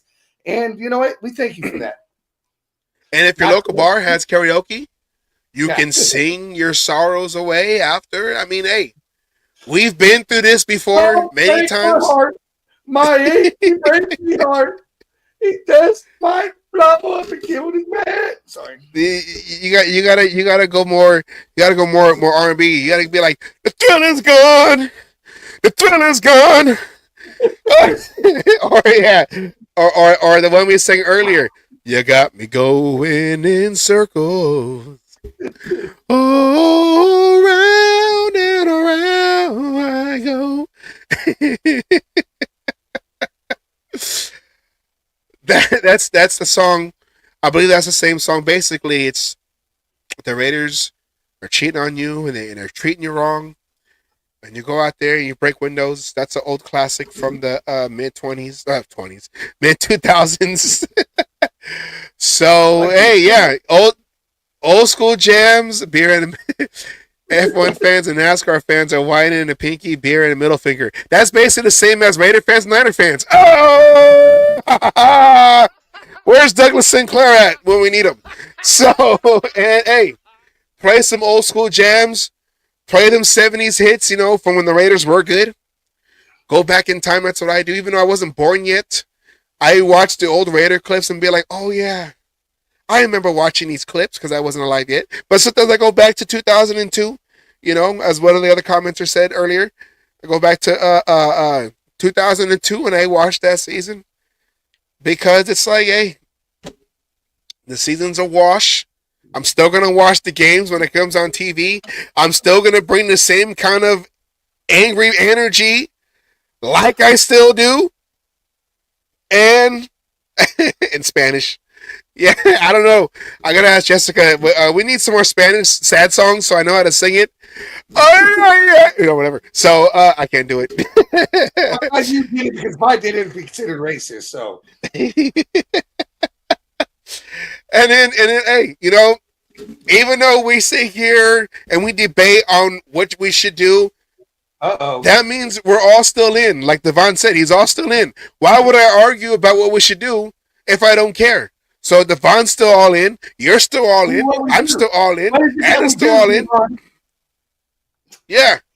I know where this is headed because this was a coach that used to say this and is the whole Warren Sapp thing. But yeah, I'm waiting for Devon to say it though. See if you know the rest of this shit that was said to Warren Sapp. Hey, for those who are new, we're 5 years into Las Vegas. 5 seasons into Las Vegas, 2020, 2021, 2022, 2023, 2024. Okay. We're in our 5th season in Las Vegas. For the new fans that are trying to embrace the silver and black, the Raiders in their hometown of Las Vegas who weren't Raider fans before, because they embrace the Golden Knights, though the Golden Knights started their organization in Las Vegas.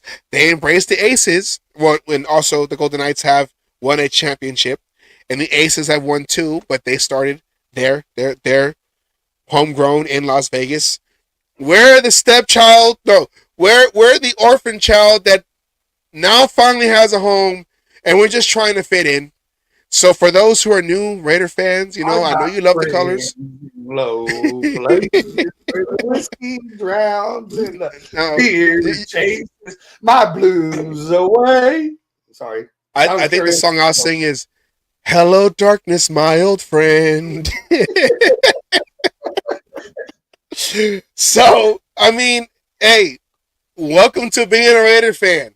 This is why those ones that deal with each of these losing seasons for the last 20 plus years, we had the 3 good seasons in the late 90s, early 2000s, the 2000 year, the 2001 year, and the Super Bowl year, 2002. So we had those 3 sprinkled in between more mediocrity since Super Bowl 18 in 1983.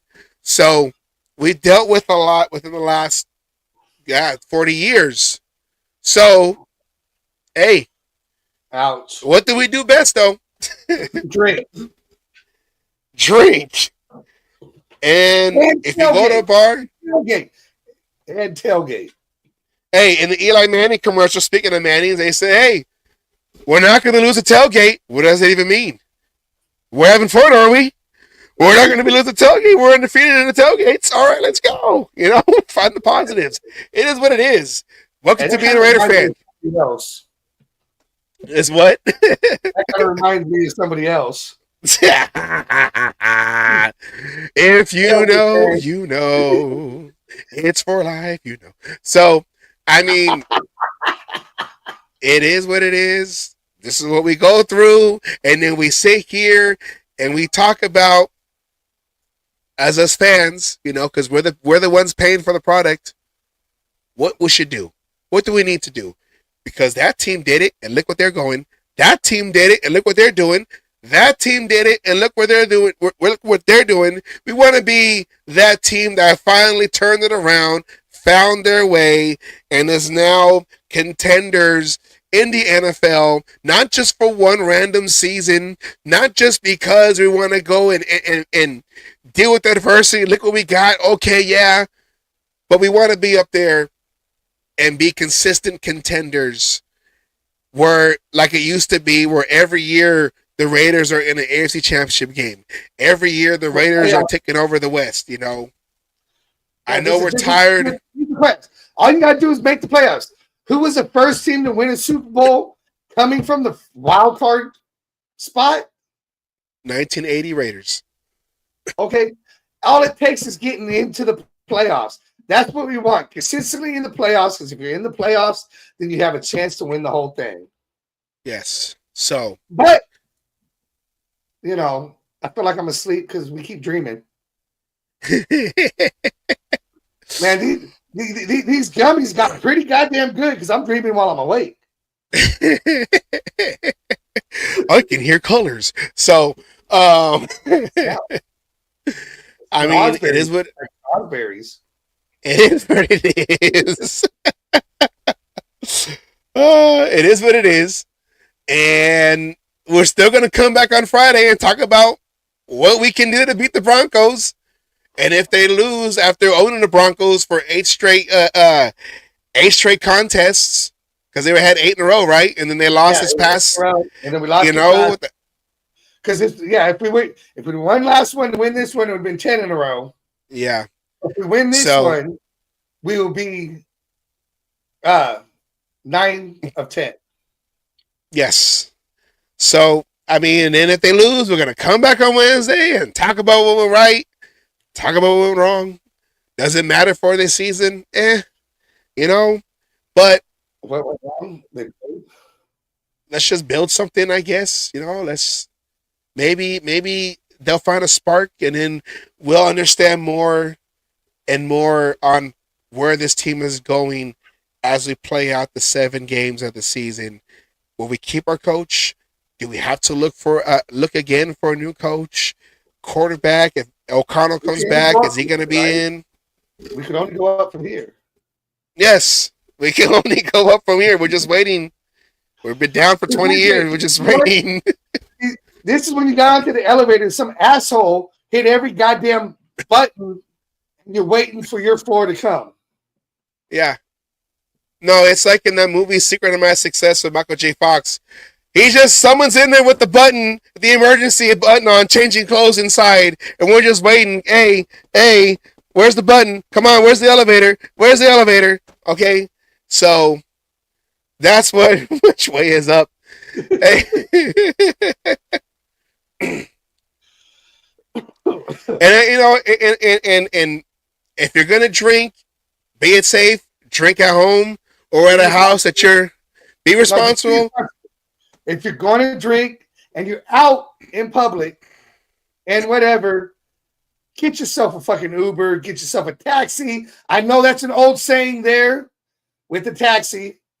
Not a lot of people know what a taxi is anymore, but get a taxi, call a friend, whatever it is. Do not drink and drive. I condone drinking, but I don't condone drinking and driving. But I was in the comments on this one. Which way is up? Hey, if you get drunk enough, you'll know what it feels like to be a Raider quarterback on his back because we're always getting sacked. Which way is up, coach? Concussion protocol. I don't even know how to spell concussion. See you later. All right, so. Hey, look, I love this one though. I'm sure Anna could fucking play running back and she can get some yards. Hey, she ain't. I know she said that. Right up the middle. I know she says I'll play, but Anna ain't playing around. Okay, so it's going down. All right. So, with that said, thank you everybody for joining us in another therapy session that is the cage match. as we talk about what's going wrong and what can go right, or vice versa.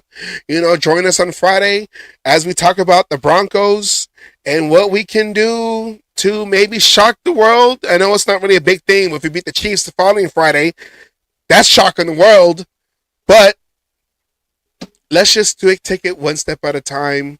Let's just kind of show rooms and tell you about our fantasy that's going on. Yeah, okay.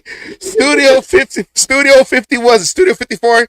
Let's take it back there. All right, now. So, all right, everybody. Thank you very much. And that's a true statement. We can put that right there. It's a true statement right there. Thank you, everybody, in the comments. Thank you very much for all the participation. In a world of participation trophies, everyone in here, we all get a trophy for participating in our show. Because without you guys, we'll still be here, but we'll just be talking to ourselves. And I do that daily. Yeah. So, if you're going to Vegas, like Anna said, be safe. Plan your routes accordingly with all the events that's going on with just this weekend alone. And this is the weekend before the holiday. So plan everything, plan your routes, be a great offensive coordinator, know your routes, okay? And so in other words, I'll be a Luke Getzey. Be a Luke Getzey, you get yourself stuck. Yeah, get yourself.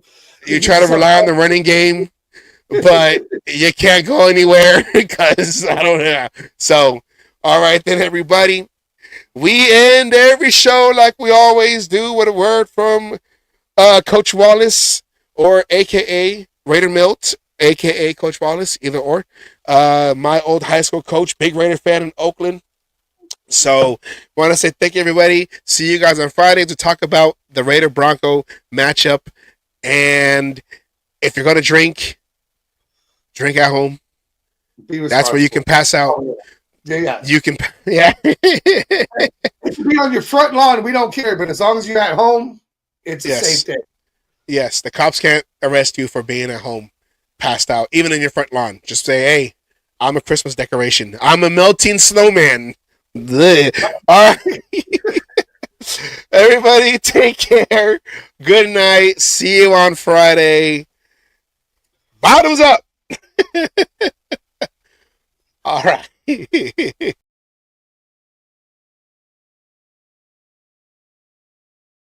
All you other NFL teams, your tailgates are weak. Your teams are weak.